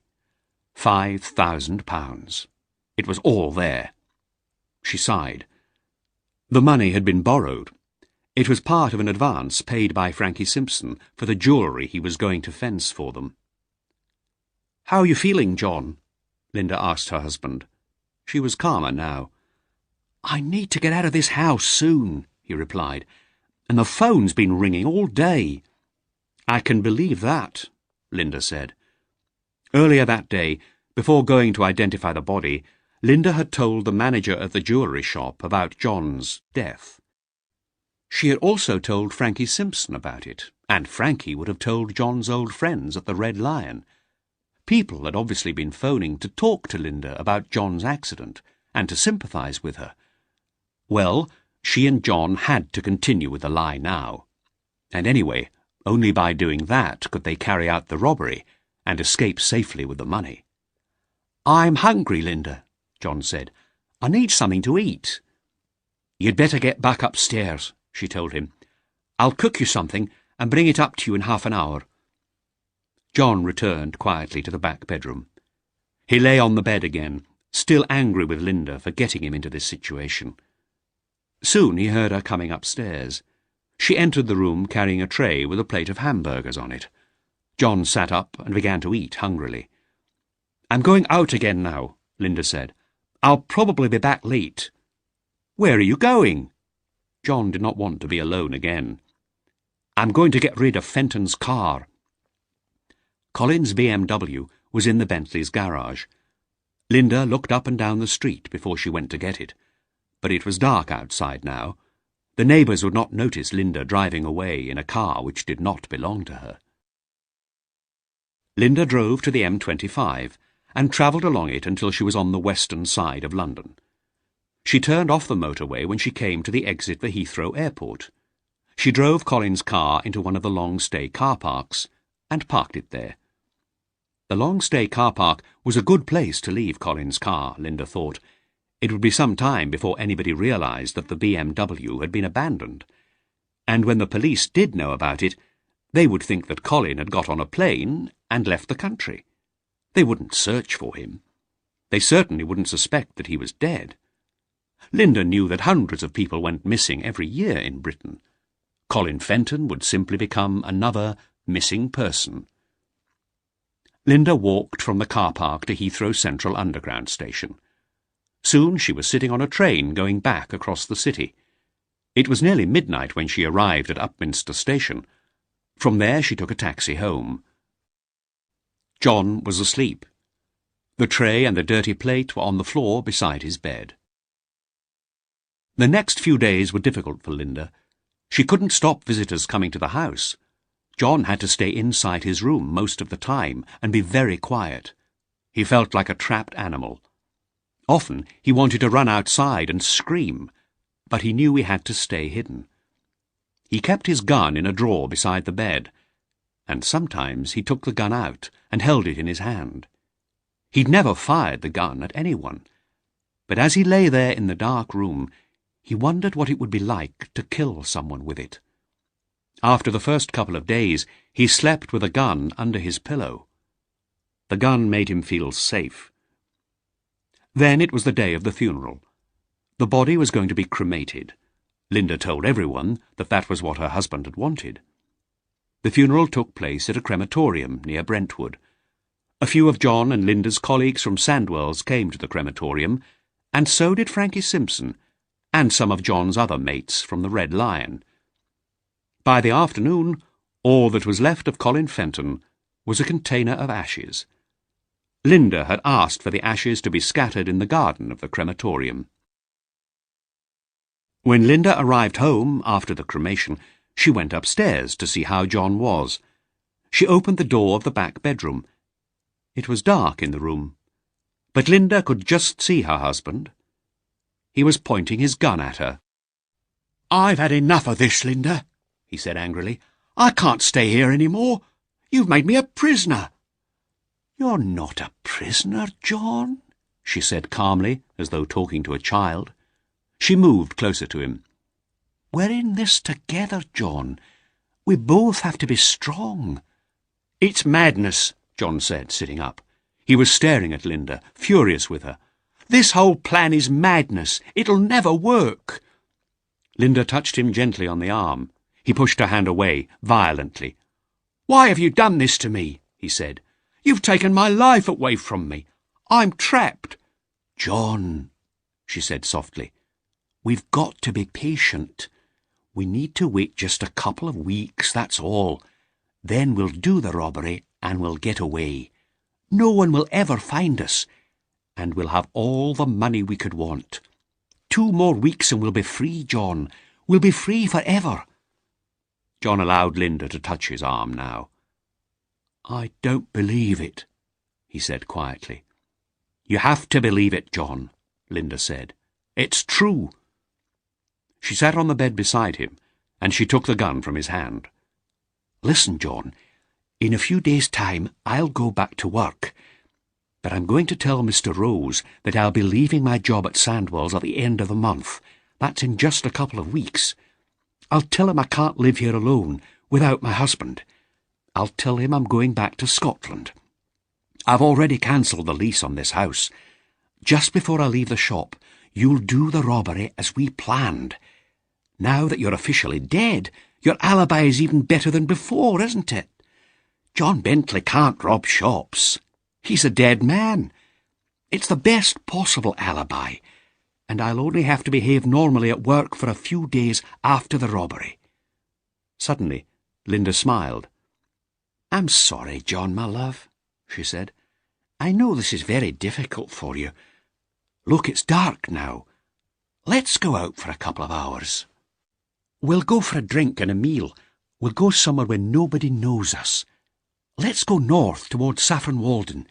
We'll find a village pub in that area. Nobody will recognise you there."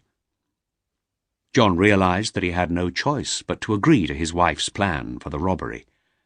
And after that, they would both have to leave the country as soon as possible. Meanwhile, he was happy with the idea of leaving the house for a few hours. 10 minutes later, Linda was driving the van northwards towards Cambridge. John was hiding in the back. In a small village just south of Saffron Walden, they stopped for a drink and a meal in an old pub. They weren't worried that anybody would know them there. It wasn't the kind of place their friends visited. As they sat in the warm restaurant, looking at the bright log fire, Linda put her hand on her husband's arm. "Just a few weeks more, John," she said again. "Then we'll be free."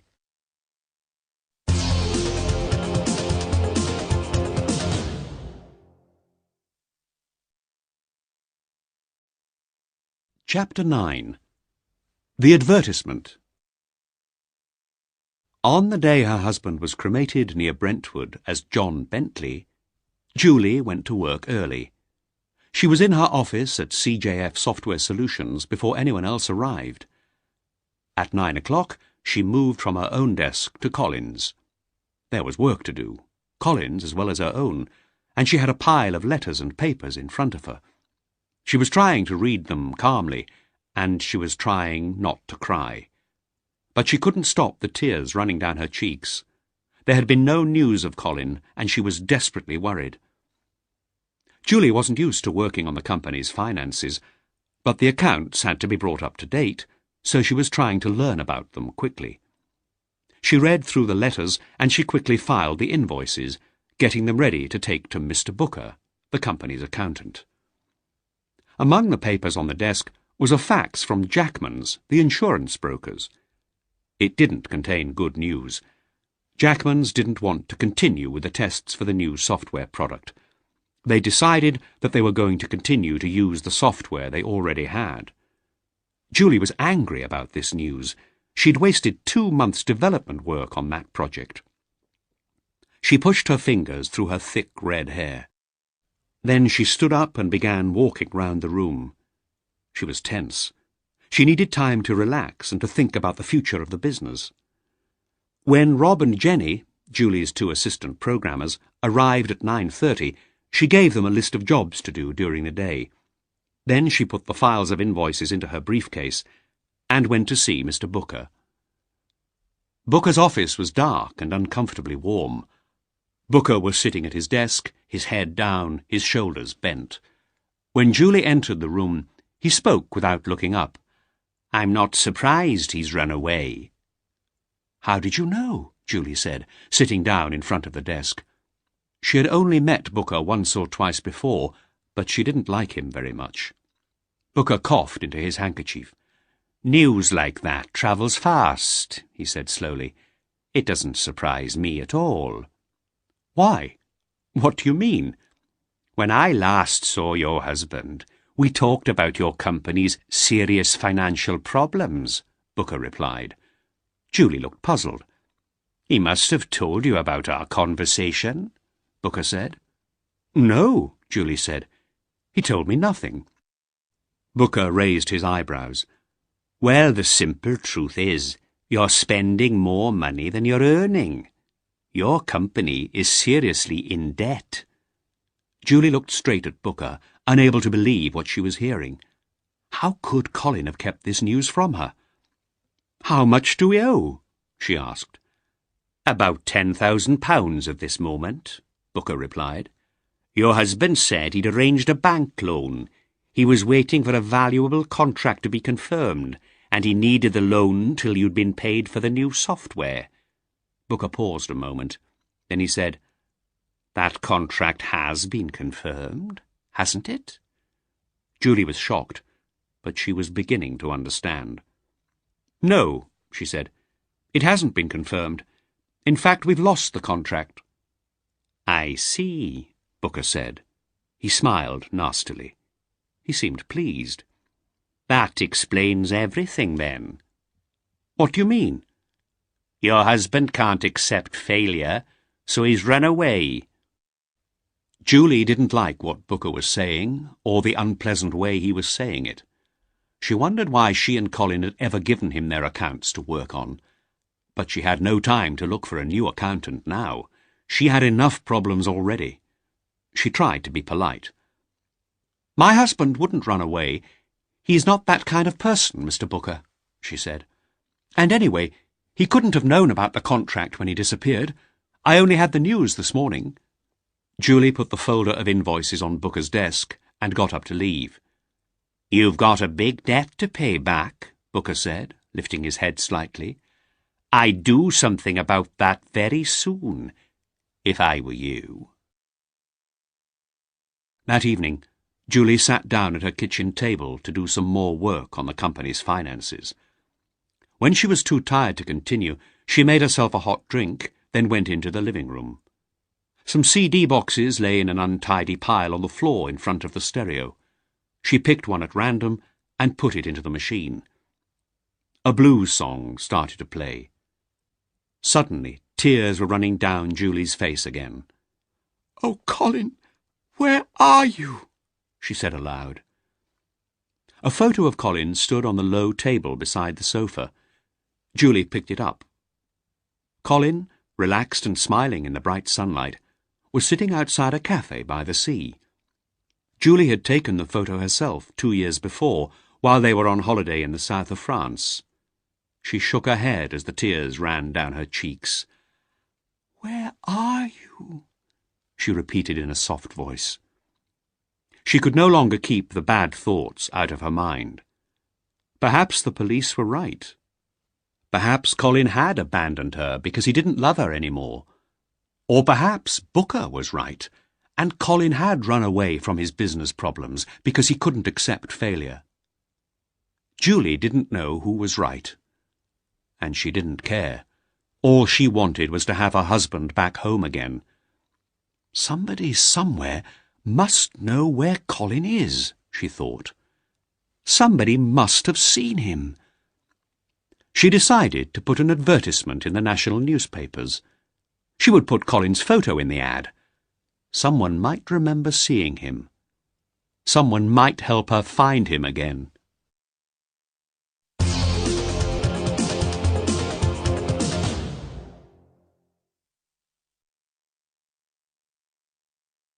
Chapter 10.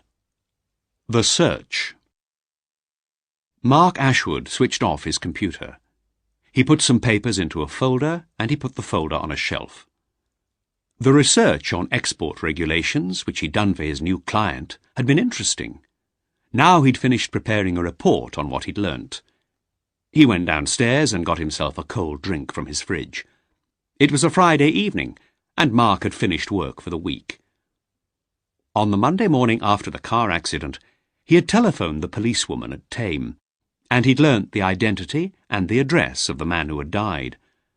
But for the next couple of weeks, Mark had been too busy to think about a visit to the man's wife, or about what he might say to her.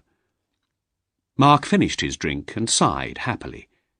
He had arranged to go out with some friends that evening, and the next day they were all going climbing in Wales. In Mark's opinion, rock climbing was the perfect way to relax. It was a sport that required calmness and self-control, and it was exciting to climb a steep rock face with nothing below you but the sea. He was going to enjoy his weekend. But on Monday, he'd take the report to his new client in East London, and then, he decided, he'd better visit Mrs. Bentley. She was the widow of the man who had died in the car crash. He had to tell her what her husband had said just before his death. Mark set off from Stratford-upon-Avon early on the Monday morning. He reached his new client's offices on the south-east side of London just before 10:30. Mark and his client spent the rest of the morning and the whole of the afternoon discussing exports and other business. When their discussions were completed, Mark and his client made arrangements for another meeting in about 10 days' time. A few minutes later, Mark was sitting in his blue Volvo in the company's car park, studying a map of the Brentwood area. Having found John Bentley's street on the map, he started his car and drove towards Brentwood. He decided not to phone the man's widow first. It would be difficult to tell her that he wanted to visit her without telling her why, and he didn't want to tell her that till he saw her. It was dark now, and it was raining. People were leaving their workplaces and going home, so the roads were very busy. It was an hour before Mark reached the address he was looking for. Mark parked his car outside the Bentley's house. The street was long and straight, and it was lined on both sides with small, square houses with garages beside them. The street was not well lit. Mark switched off his car engine and looked up at the house. There were no lights burning inside. It looked as though Mrs. Bentley wasn't at home. Mark's journey had probably been a waste of time. He hurried to the front door and rang the bell. To his surprise, he heard sounds of movement inside the house, and for a moment he saw a light through the glass in the front door, a light in a back room of the house. Someone was at home after all. He rang the bell again. Then the light in the back room went off. Now the house seemed silent and empty. Mark went back to his car and wondered what to do. He was going to visit his client in London again in about 10 days' time. He could try to contact Mrs. Bentley again then. But he really wanted to see her at once. He prepared carefully what he wanted to say, and he wanted to say it today. He glanced at his watch. It was 7:15. Mark decided to go and eat some dinner somewhere and then to come back. If Julie wasn't home when he returned, he'd have to try again the next time he was in London. He started the engine and drove away to find a pub or a restaurant. That afternoon, Linda Bentley had told the manager at Sandwell's that she wanted to leave her job at the end of the month. Mr. Rose liked Linda, and he was sorry to hear her news, but he hadn't argued with her. He hadn't tried to change her mind. As soon as the shop closed, Linda went to see Frankie Simpson at the Red Lion. She telephoned first, and Frankie was expecting her when she arrived at 6:30 that evening. They sat together at a table in the corner of the pub. "Shall we get down to business?" Frankie said. "You told me that the deal we arranged will still go ahead." "Yes," Linda replied. "John's death makes no difference to the deal." "And you want me to fence a big pile of jewellery. Is that right?" "Yes, more than £1 million worth." Frankie raised his eyebrows. "That's a hell of a lot of jewellery, Linda," he said. "Can you sell the jewellery for me?"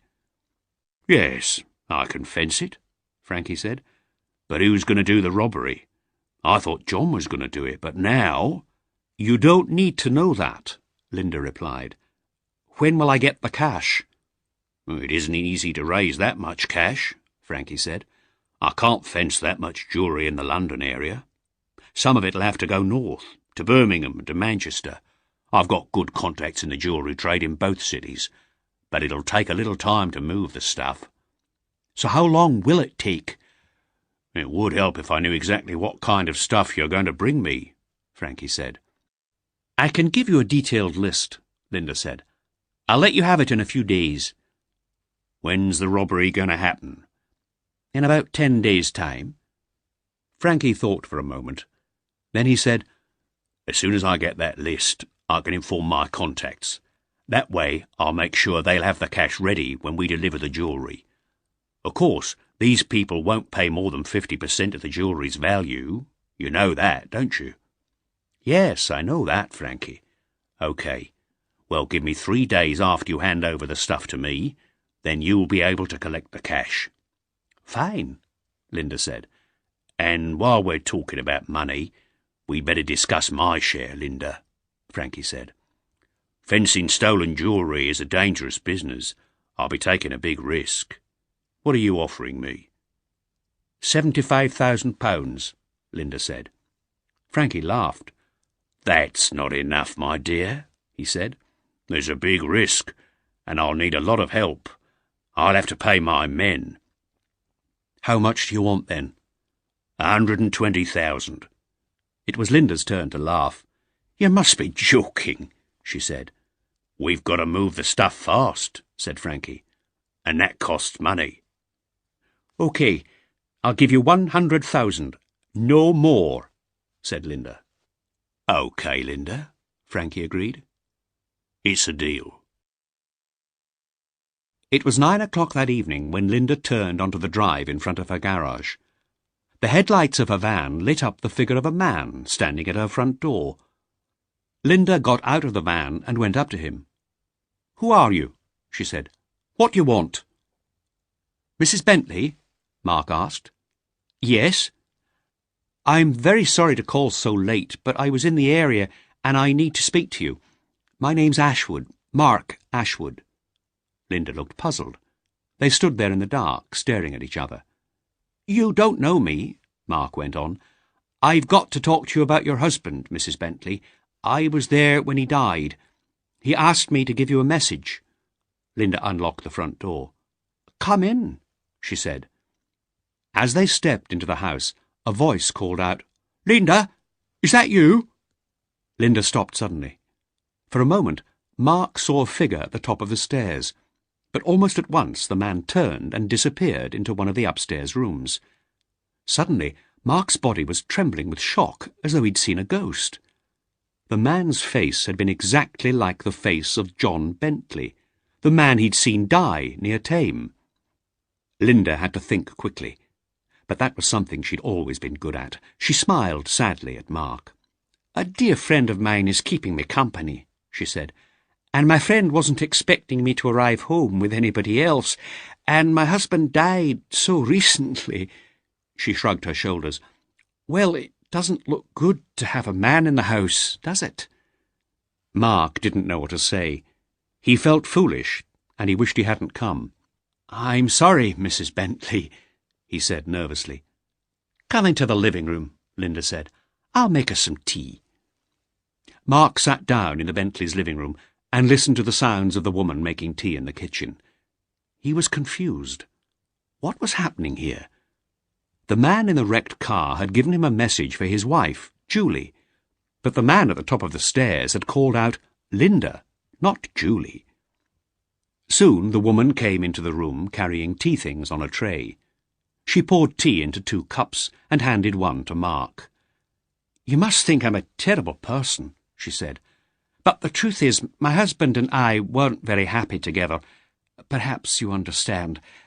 Are you married yourself?"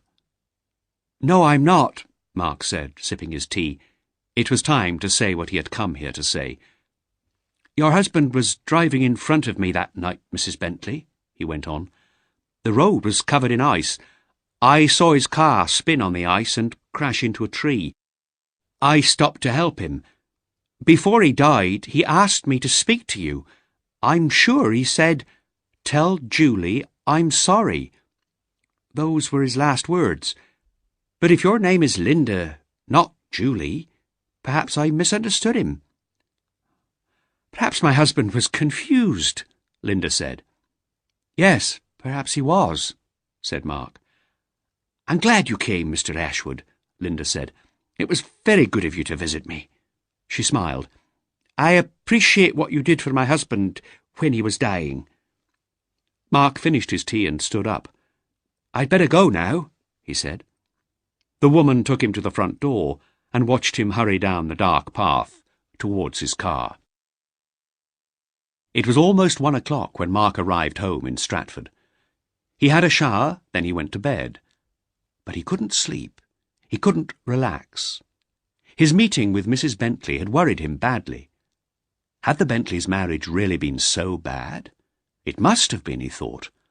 Only a few weeks after her husband's death, Mrs. Bentley hadn't seemed unhappy, and she'd had another man in her house, a man who looked exactly like her dead husband. It was all very strange. And as John Bentley was dying, he had spoken about his wife, calling her Julie. But Mrs. Bentley seemed to be called Linda, not Julie. That was strange, too. There was a puzzle here, and Mark wanted to solve it. He thought about these things for hours, until he finally fell asleep. The next morning, he got up later than usual. He was tired after his restless night. He took his daily national newspaper from the letterbox and went into his kitchen to make some breakfast. He read the newspaper while he ate. For the second time in 2 days, he had a shock. On one of the inside pages, among the ads, there was a photo of a man whose face he immediately recognized. It was the man who had died in the car crash near Thame. Above the photo were the words, "Have you seen this man?" Below it, there was a brief description. Colin Fenton, 35, disappeared on the evening of the 10th of January. If you have any information about him, please phone Julie Fenton on 01522 35912. Had Mark now found the Julie he was looking for? There's certainly a puzzle here, Mark thought. But perhaps I'm beginning to solve it.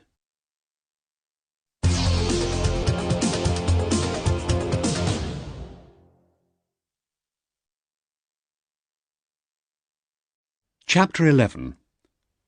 The Visit. On the morning that Julie Fenton's ad appeared in the newspapers, she didn't go to her office. She stayed at home, hoping for news.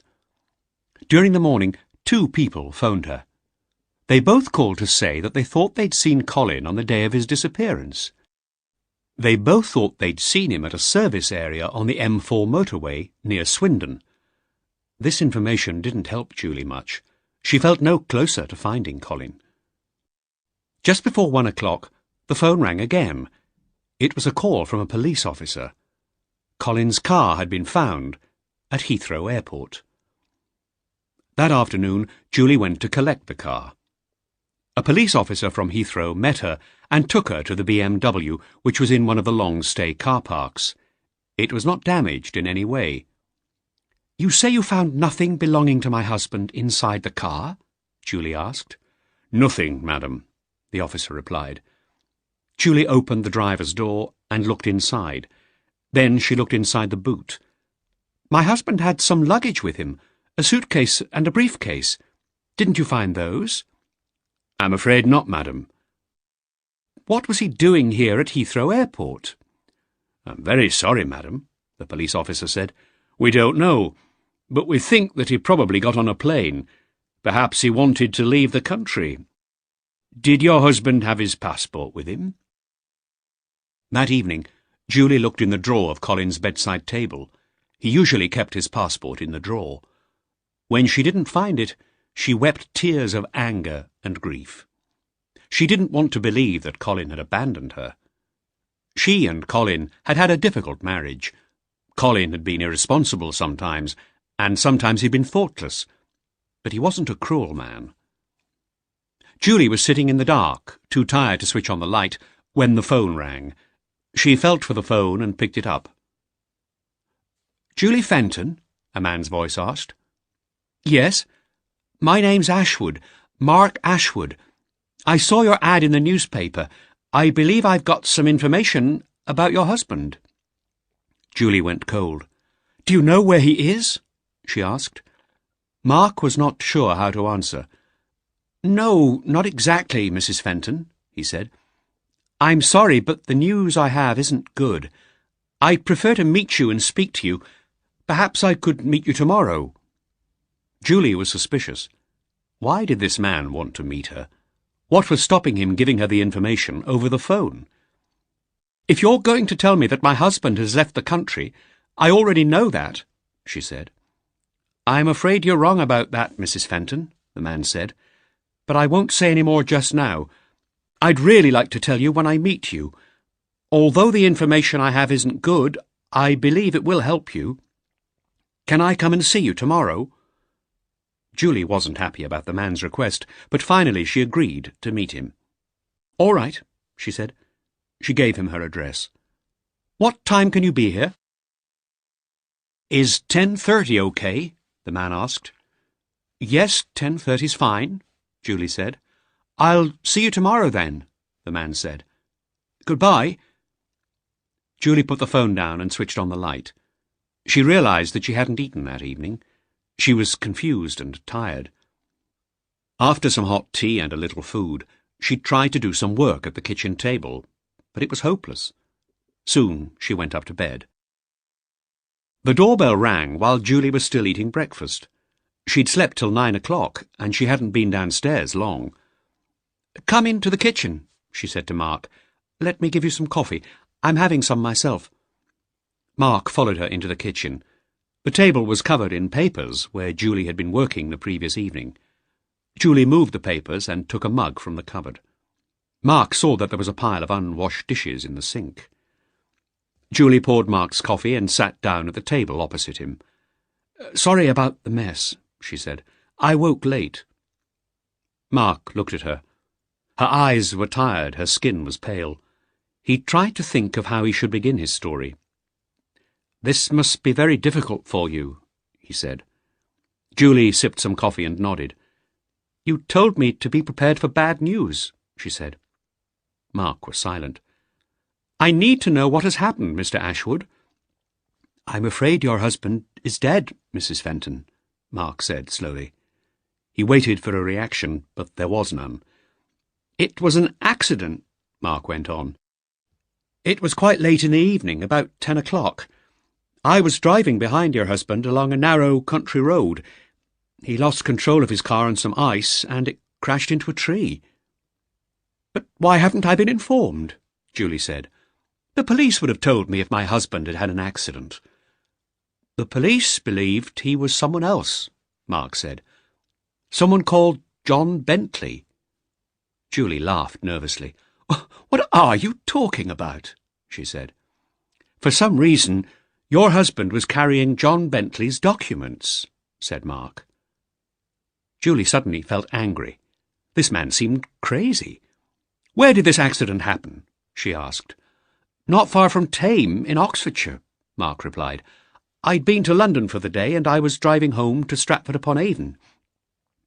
"Let me tell you something, Mr. Ashwood," Julie said. My husband's BMW was found undamaged in a car park at Heathrow Airport yesterday. And you're telling me that he died in an accident? Please, don't waste my time." "It was a Ford Escort, not a BMW," Mark said. "He must have been driving someone else's car, probably John Bentley's." Julie laughed again. "But why? This is crazy." "Listen, I realise that all this seems strange," Mark said. "That's why I didn't want to speak on the phone. But believe me, what I'm telling you is true." "I think you've made a terrible mistake, Mr. Ashwood," Julie said. "Please don't bother me with any more silly stories. I'm a busy woman." "The man I saw die was your husband," Mark said. "I'm sure of that. He told me your name, Julie. 'Tell Julie I'm sorry,' he said to me." "The man who died must have been this John Bentley," Julie said. "Not my husband." "I thought so too at first," Mark said. "So 2 days ago I went to see John Bentley's wife. But her name wasn't Julie. It was Linda." "And her husband was alive and well, I suppose?" Mark drank some of his coffee. "No," he said quietly. He knew what the woman was going to say next. "Ah, no doubt he died in a car accident," Julie said. She sighed deeply. "I think you'd better go, Mr. Ashwood." Mark stood up. "I know that what I'm saying is a shock for you," he said. "But it's true. I'm sorry if I've made you unhappy. I had to come here and speak to you. Your husband asked me to come. It was his last wish." Suddenly, Julie was crying. "Please, go now," she said. Mark took his business card from his wallet and put it on the table in front of Julie. "I leave you my card," he said. "My phone number's on it. Think about what I've said. Please, call me if you want to talk. I believe I can help." Julie didn't reply. She sat shaking her head, looking down at the floor and crying quietly. Mark left the house sadly.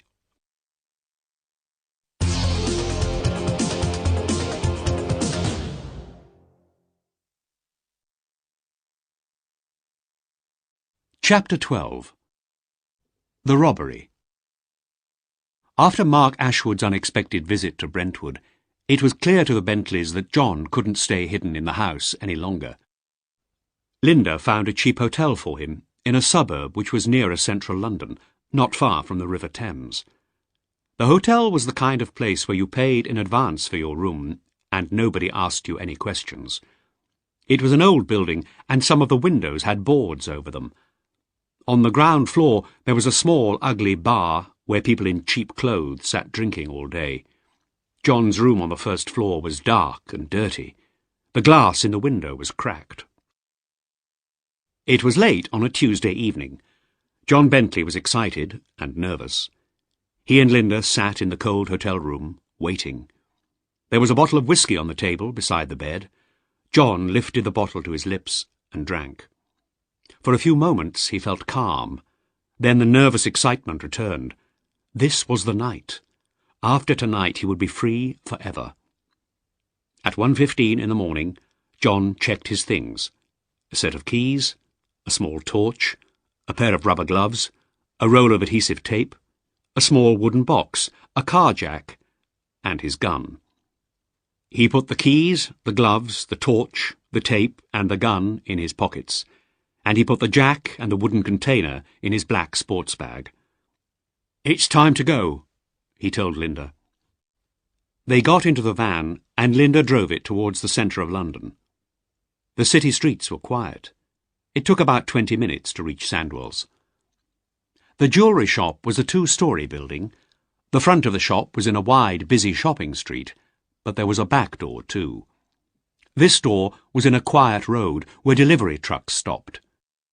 In this road, apart from back doors of shops, there were some offices and a bank, but there were no houses. No one went there late at night. Linda drove the van to the back of Sandwell's. She and John checked their watches. It was 1:35. "Come back in exactly half an hour," John said. Then he got out of the van, carrying his sports bag, and he watched as Linda drove slowly away. Standing in the shadow of the shop's back door, John pulled on his rubber gloves. He took the set of keys from his pocket and unlocked the steel shutter that protected the door. Then he lifted the shutter and he used another key to open the door itself. Now he had 20 seconds to enter the correct code on the keypad of the shop's security system. If he failed, the alarm bells would ring, here and in the nearest police station. John dropped his sports bag inside the door, then he took the torch from his pocket and turned it on. He ran along the corridor which led towards the front of the building. Halfway along the corridor, on the right, was the door to the manager's office, and on the wall outside this was the keypad. By the light from the torch, John quickly keyed in the 6-figure code. Then he ran back along the corridor, pulled down the steel shutter, and locked it from the inside. Next, he closed and locked the door. John stood with his back against the door, breathing hard, his heart beating fast. Now he was safe for a while. He waited for a few moments. Then he picked up his sports bag and walked towards the front of the building again. The corridor led to the shop itself and to the stairs which went up to the workshop on the upper story. But halfway along on the left, opposite Mr. Rose's office door, was the door to the strong room. In here the shop's main stock was kept, as well as some very valuable stones which would be made into special pieces of jewellery in the workshop. Leaving his sports bag in the corridor, John turned to the door of the strong room. It was a heavy steel door with an electronic combination lock. John keyed in the correct code, pushed the door open, and entered the room. There were no windows in the strong room, so it would be safe to switch on the light. But first, John had to do something about the video camera, which was fixed high on the wall above the door. Whenever the light was on inside the strong room, the camera sent pictures to a video recorder in the manager's office. John took off his coat and threw it over the camera so that it covered the lens. Only then did he turn on the light. The strong room was lined with shelves on 3 walls. Against the 4th wall, next to the door, was a steel cabinet with many drawers. Inside these drawers were the precious stones, as well as the most expensive pieces of jewellery that were displayed in the shop during the daytime. On the shelves around the strong room were boxes of good quality but somewhat less expensive pieces. John removed the boxes and carried them to the back door, piling them neatly, one on top of another. Then he returned to the strong room. In a corner, he found a large, empty box. He put it on a table next to the steel cabinet. Then he removed the top 2 drawers, the drawers containing precious stones, from the cabinet and carefully placed them inside the empty box. He added the trays of extremely valuable rings, necklaces and brooches from the lower drawers. When the box was full, he took the roll of adhesive tape from his pocket, sealed the box, and pulled it to the back door. Finally, he turned off the strong room light, pulled his coat down from the camera, and went out into the corridor, closing the door behind him. He reset the lock, and he took the wooden box from his bag. He opened it, and took out a piece of plastic explosive, which he pressed onto the strong room lock, together with a detonator. He used the tape to keep the detonator and its timer in place. Next, John picked up his sports bag, removed the car jack, put the wooden box back in the bag, and went into the front of the shop. He held his torch in his mouth and opened 2 glass display cabinets with his keys. The cabinets contained some good pieces of jewellery, and he threw the contents into his bag. Finally, he relocked the cabinets and used the car jack to smash the glass. Then he took the sports bag to the back door and put it on the pile of boxes. He checked his watch. It was 5 minutes to 2. There was no time to lose. He had another 10 minutes before Linda returned with the van. John ran up the stairs to the workshop, holding the car jack in his hand. There was a skylight in the roof, which was locked from the inside, and below the skylight was a grill of metal bars. John stood on a chair. He took his car jack and pushed it between the 2 central bars of the grill. He turned the jack's long handle quickly, forcing the bars apart. Soon the gap between them was wide enough for a man to climb through. He removed the jack and used it to smash the skylight's glass and lock. He opened the skylight. John hurried downstairs to the strong-room door, still carrying the jack.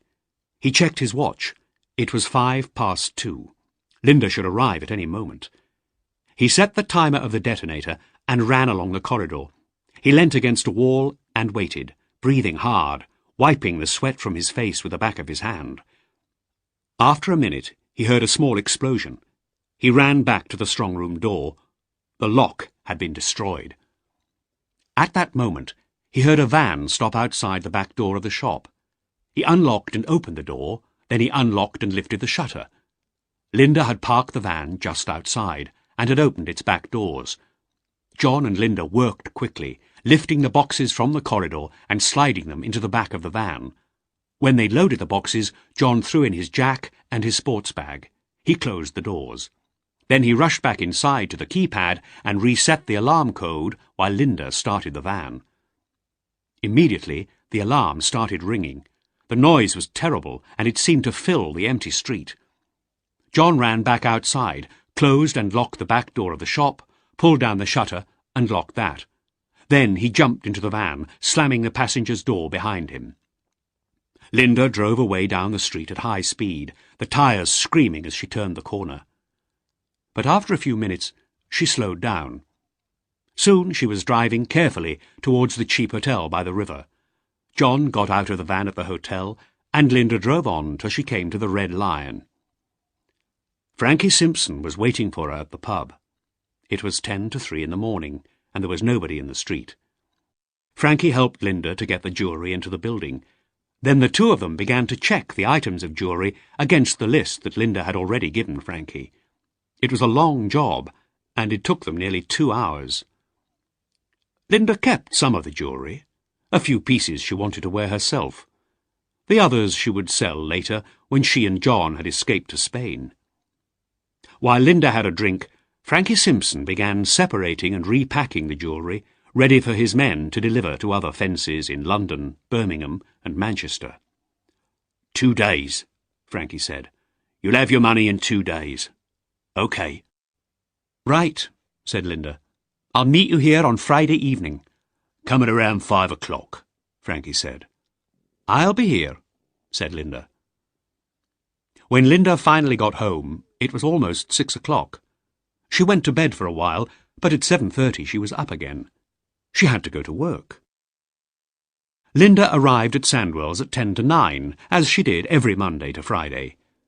2 police cars were parked nearby. Linda walked into the shop, trying to look surprised.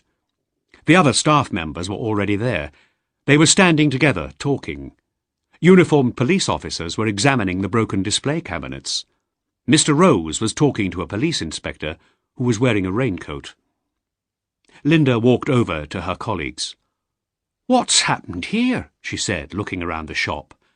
"And when did it happen?" "We think some thieves got in through the skylight in the middle of the night," one of them replied.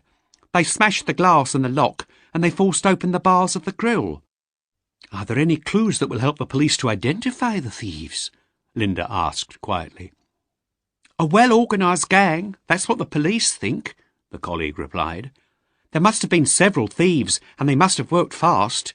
They broke in at 2:05, that's when the alarm bells started ringing, and they'd gone when the police arrived at 2:15.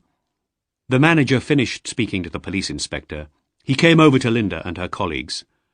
"The police have asked us not to touch anything here until they have checked for fingerprints," Mr. Rose said, "and they will talk to each of you to see if you know anything that might help them. Perhaps someone will make coffee for us all. I'll be in my office." One of the policemen came to talk to Linda. He asked if she had any ideas about who the thieves were, and he asked where she had been the previous evening. But Mr. Rose had told the police officers that Linda's husband had recently died, and the man questioned her very gently. When she said that she had been alone at home the previous night, the officer thanked her politely and went on to talk to someone else. Linda made lots of coffee. She gave some to her colleagues and to the police officers. Then she took a cup to the manager's office. Mr. Rose was talking on the phone to the shop's insurance company. Linda put the coffee on his desk. She was about to leave the room when the manager finished his phone call. "Linda, there's no need for you to stay here," he said. "The shop will be closed for a few days, I expect. Since you're leaving at the end of the week anyway, you might as well finish work now. I expect you have a lot to do before you move to Scotland." "That's very good of you, Mr. Rose," Linda said. "I am very busy. There's a lot of packing and cleaning to do at the house." "Are you going back to Glasgow immediately?" "Yes," Linda replied. "I've been lonely in London since John's death. I need to move away. The sooner the better." "Do you need any help?" the manager asked. "I could send one of the others to help you if you want." "No, I can manage," Linda said. "But thanks anyway." "We'll miss you," Mr. Rose said. "We'll miss both of you. John was a good man and a hard worker." Linda looked down for a moment. "Yes," she said. A few minutes later, Linda left Sandwell's for the last time. She walked through the shop, stepping over pieces of broken glass, and out into the street.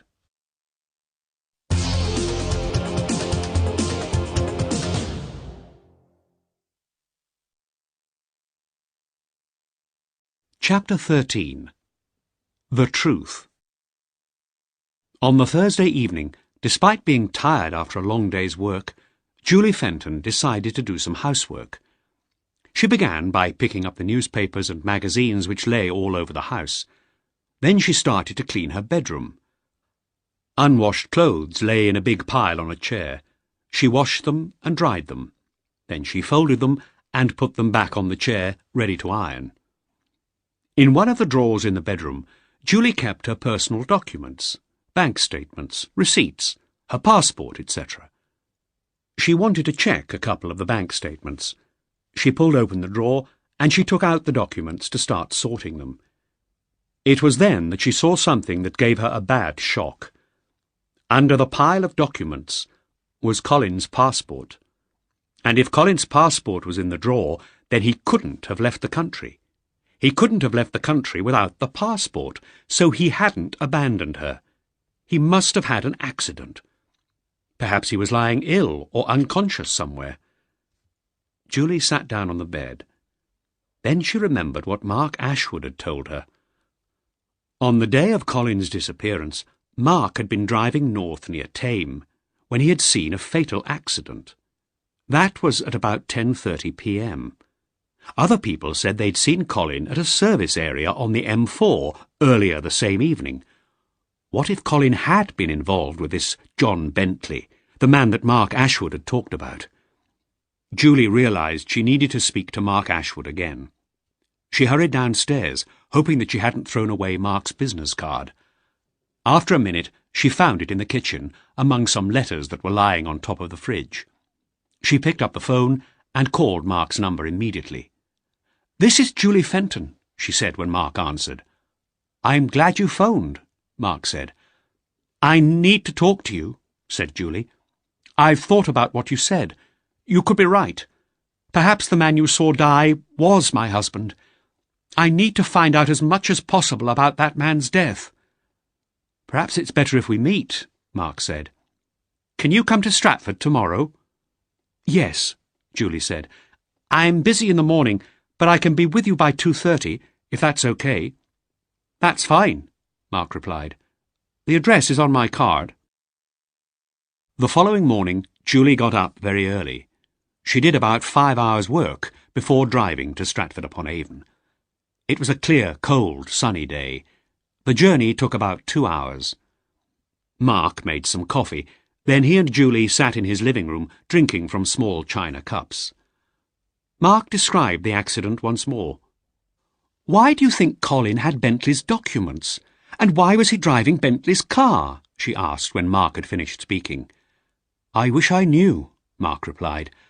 "I went to see Bentley's wife. Of course, I expected her to be called Julie. I felt foolish when I found out that her name was Linda. But that wasn't the only surprising thing. There was a man in the house. I only saw him for a moment, but he looked exactly like your husband." "What are you saying?" Julie exclaimed. "Well, obviously it wasn't Colin," Mark said. "Then who was it?" "It could have been John Bentley," Mark said. I'm sure that he and your husband had exchanged identities on that day in January. I don't know why, but they were able to do it because they were doubles. They looked just like each other." There was a silence. Julie looked thoughtful. Then she said quietly, "There must have been a funeral." "Yes, I suppose you're right. It won't be hard to find out if there was a funeral for someone called John Bentley in the Brentwood area in the weeks after the accident." Julie thought that there was something deeply wrong about all this. Colin had died, but there was no official record of his death. Someone else, some strange woman, had taken Colin from her, had given him a new name, and had had him buried or cremated. "This is horrible, Mark," she said. "I'm sorry," Mark said. "I really am sorry." "I won't rest until I've given Colin back his own name," Julie said. "Will you help me?" Mark looked at the sad woman who was sitting next to him. "Yes, I'll help you," he said. "Let's go for a walk. It's a sunny day. We can talk some more and decide what to do next." The small town of Stratford was peaceful that afternoon. They walked along the banks of the River Avon. A woman and 2 children were throwing pieces of bread to the swans and ducks on the river. Julie and Mark sat on a bench looking at the river. There were huge willow trees on the far bank. In a few weeks' time, there would be new green leaves on them. There would be new life everywhere. "It's time for me to start a new life too, Mark," Julie said, looking at the trees. "But first I have to go and see this woman, this Linda Bentley. She's the only person who can give me the answers that I need before I can start my new life." "I'll come with you," Mark said. "I can take you to where she lives." "All right," Julie said. "But can we go now?" Mark looked at his watch. It was 4:45. If they left immediately, they could be in London by 6 or 6:30. "Come on, then," he said. "We'll take my car."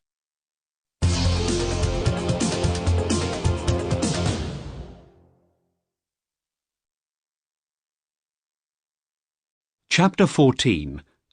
The Chase. While Mark and Julie were driving towards London, Linda Bentley was making preparations to leave her house. A large suitcase lay open in her bedroom. Linda was filling it with some clothes and some other personal belongings. All her other clothes and everything else that she did not want to take with her were in plastic bags outside the front door. In her shoulder bag she put her own passport and her husband's too. The fact that John was officially dead wouldn't stop him travelling. Linda hadn't told the British Passport Authority that he was dead, so he could still use his passport, and the border officials in France and Spain wouldn't know that he was officially dead, of course. Once they were in Spain, they could get themselves new identities and new documents.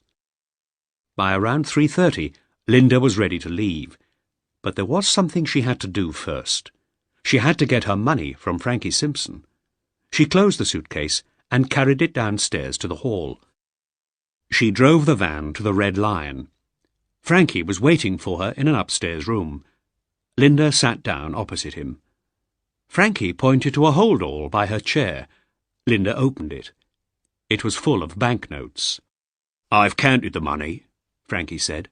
"It's all in £50 notes. They're in bundles of £5,000. Linda quickly counted the bundles. "Thanks, Frankie," she said. "If you ever need my help again," Frankie went on, "you know where to find me, Linda." Linda stood up. "Yes, thanks, Frankie," she said. "But this won't happen again, and you won't be seeing me any more." It was just before 6 o'clock when Linda arrived back at her house. A few minutes later, the owner of the house arrived to collect the keys. Linda brought her suitcase from the hall and put it in the van next to the hold-all. Then she closed the door of the house and put the keys into the owner's hand. "Goodbye," she said, "and thank you." She took one last look at the house, then she got in the van and started the engine. She didn't notice the blue car that had parked on the other side of the street a few seconds earlier. Mark and Julie had arrived outside the Bentley's house just in time to see Linda put a suitcase into her van and give her house keys to a tall, thin man with a moustache. "We're too late," Mark said. "She's leaving." "We must follow her, Mark," Julie said. "I must know where she's going. If we don't follow her now, I may never find her again." Mark turned his car round and drove after Linda's van. The streets were full of traffic and nobody was going very fast. Mark made sure he always kept the van in sight, and at first Linda didn't notice that she was being followed. But half an hour later, when she arrived at the cheap hotel near the river, she was beginning to worry about the blue Volvo that was always behind her. Mark drove past the hotel and parked a little farther along the street. Linda had got out of her van, and she looked at Mark's car as she entered the hotel. She thought she recognized the driver. There was no one at the hotel reception desk. Linda walked up the dirty wooden stairs to room number 10, where John was waiting for her. She knocked on the door of the room. "It's me, Linda," she called. "Get your things. It's time to go." John opened the door. His suitcase was already packed. "OK," his wife said. "Come on, let's get moving." Downstairs, the reception desk was still empty. John put his room key on the desk, and they left the hotel. It was completely dark outside now. As they drove away, Linda noticed that the blue Volvo was still behind them. They crossed to the south side of the River Thames and drove on towards the port of Dover. In Dover they would get on a ferry to France. Soon they would be safe. But whenever Linda looked in her driving mirror, the blue car was always behind them. Mark didn't care whether Linda noticed that she was being followed. He needed to keep the van in sight. But after half an hour, he saw that the van was turning off the main road. He turned off too, and soon he was following the white van along a narrow country lane. Suddenly, the lane became even narrower and it curved sharply. On the bend, Linda stopped the van, completely blocking the way. Mark stopped a few metres behind it. Then there was a flash in the darkness, as someone fired a gun. The windscreen of Mark's car shattered, and Julie screamed, falling to one side. There was blood on her coat. In the bright beam of the Volvo's headlights, Mark saw a man running towards him, a gun in his hand. Mark put the car into reverse and tried to turn round. But John Bentley was getting closer, holding the gun with both hands now and taking aim. Bentley ran towards the driver's door of the car. As soon as he was close enough, Mark threw the door open, smashing it against Bentley's chest. He heard the sound of gunfire again, but he did not know where the bullet went. Mark jumped out of the car and threw himself at Bentley. The two men fell heavily to the ground. Mark struggled to hold Bentley's arm so that he couldn't fire his gun again. Then he felt a sharp pain in his side. Linda had come from the van and she was kicking him. A moment later she grabbed the gun from her husband's hand and hit Mark on the back of the head with it. As he became unconscious, he heard the woman say, "Get into the van quickly, John. Let's get away from here." The Bentleys drove on to Dover, arriving there about an hour later. They left their van in a car park and got onto the 11 o'clock ferry for Calais as foot passengers. John was carrying 2 large suitcases. Linda had a hold-all. Nobody stopped them at customs or passport control in Calais. A few hours later, they were racing across the French countryside on a train going south, towards Spain and freedom. Mark woke several hours later in a hospital bed. At first he didn't know where he was. There was a bandage round his aching head, and he felt terribly tired. But after a few minutes, he remembered that Julie had been shot. He called for a nurse. When the nurse came into his room, the first thing he said was, "Where's Julie? Is she all right?" "Don't worry, Mr. Ashwood," the nurse said. "She'll be fine. But she's lost a lot of blood. The bullet went through her shoulder, close to her neck." "What happened? I can't remember anything." "Don't try. Sleep now," the nurse said. "You're both going to be all right." Some days later, Mark learnt that a motorcyclist had found him lying unconscious by his car, with Julie lying unconscious inside it. He had phoned for an ambulance and the police. When Mark and Julie were feeling better, a police officer visited them, and they both gave him statements about the attack. Mark explained the whole story about Colin Fenton and John and Linda Bentley. With this information, the police were able to connect Bentley with the robbery at Sandwell's. At first, Mark was surprised that they believed his strange story, but a policeman told him that detectives had discovered that the lock on the skylight in the roof had been broken from the inside, not from the outside. Also, there were no footprints on the roof, and in the shop there was a further clue. The way that the broken glass was lying in the display cabinets showed that the jewellery had been removed before the glass had been smashed. These clues made the police believe that it was an inside job, that someone who had keys and knew the alarm code had done the robbery. The robber had reset the alarm on his way out to confuse the police. But now, after hearing Mark's story, the police understood what had happened. The London police reported the crime to Interpol, the international police organisation. But it was too late to catch the Bentleys. By now, the police thought, they had reached the safety of Spain. They'd probably changed their names and changed the way they looked. It would take a great deal of luck to find them.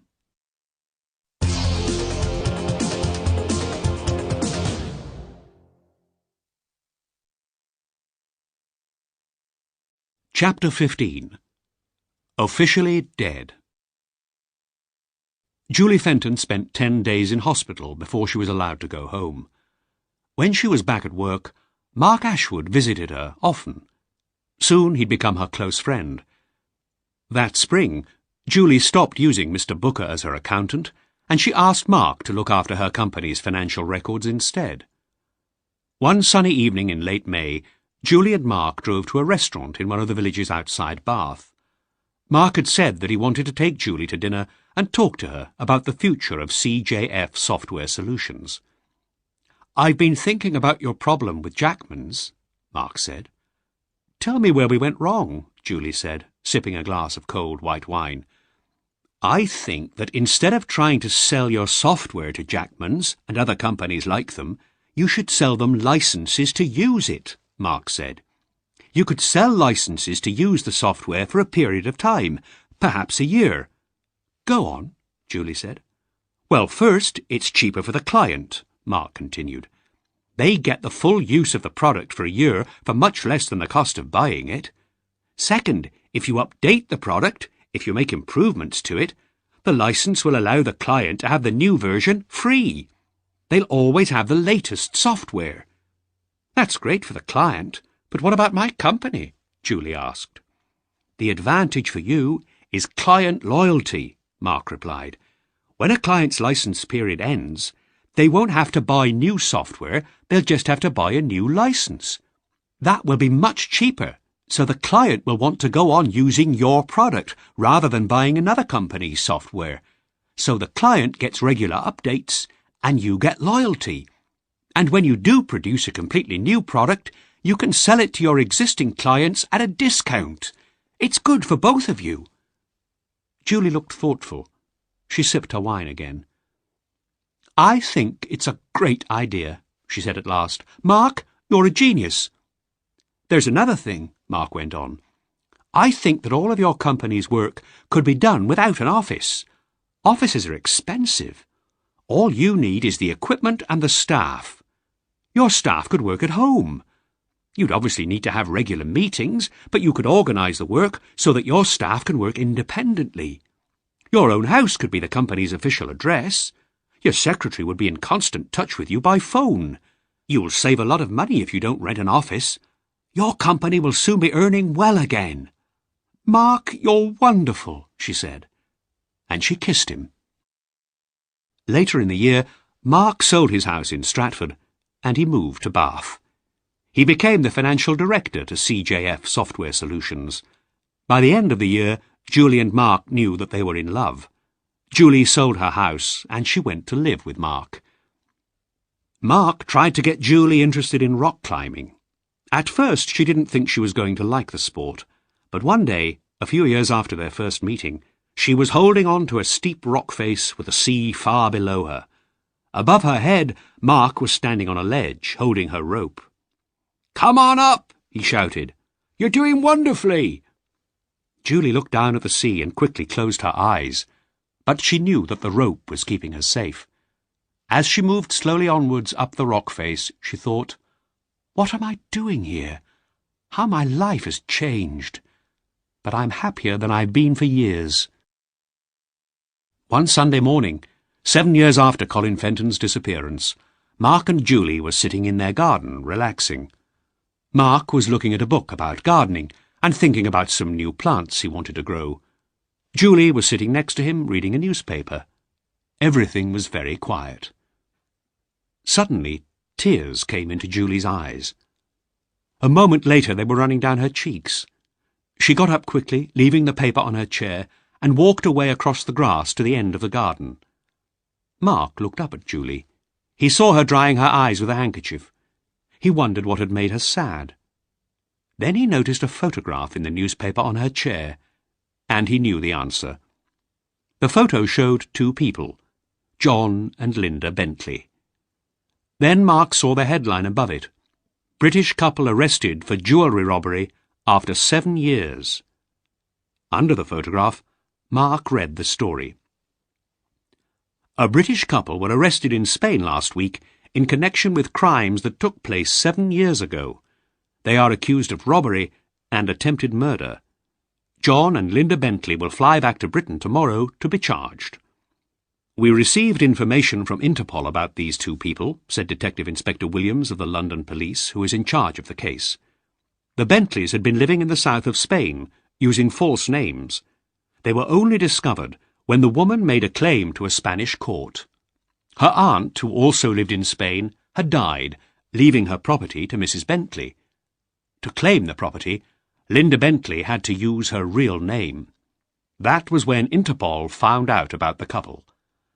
Mrs. Bentley said that she was innocent of the charges, but she did agree that the man she lived with was her husband, John Bentley, who was thought to have died 7 years ago. She said that the man whose body was cremated as her husband's was their friend, Mr. Colin Fenton." Mark put the paper down. Julie walked towards him and sat down at his side. She had stopped crying now. 7 years is a long time," she said. "A lot has happened to me, to us. What happened 7 years ago broke my life into pieces. You helped me put the pieces together again. Colin's death was an accident. It was nobody's fault. But when he was cremated as John Bentley, his name was taken away from him." She pointed to the photograph of the Bentleys. "It's always worried me that I didn't know how he got involved with those people. Perhaps now I'll learn the truth. Colin will have his own name again. At last, he'll be officially dead."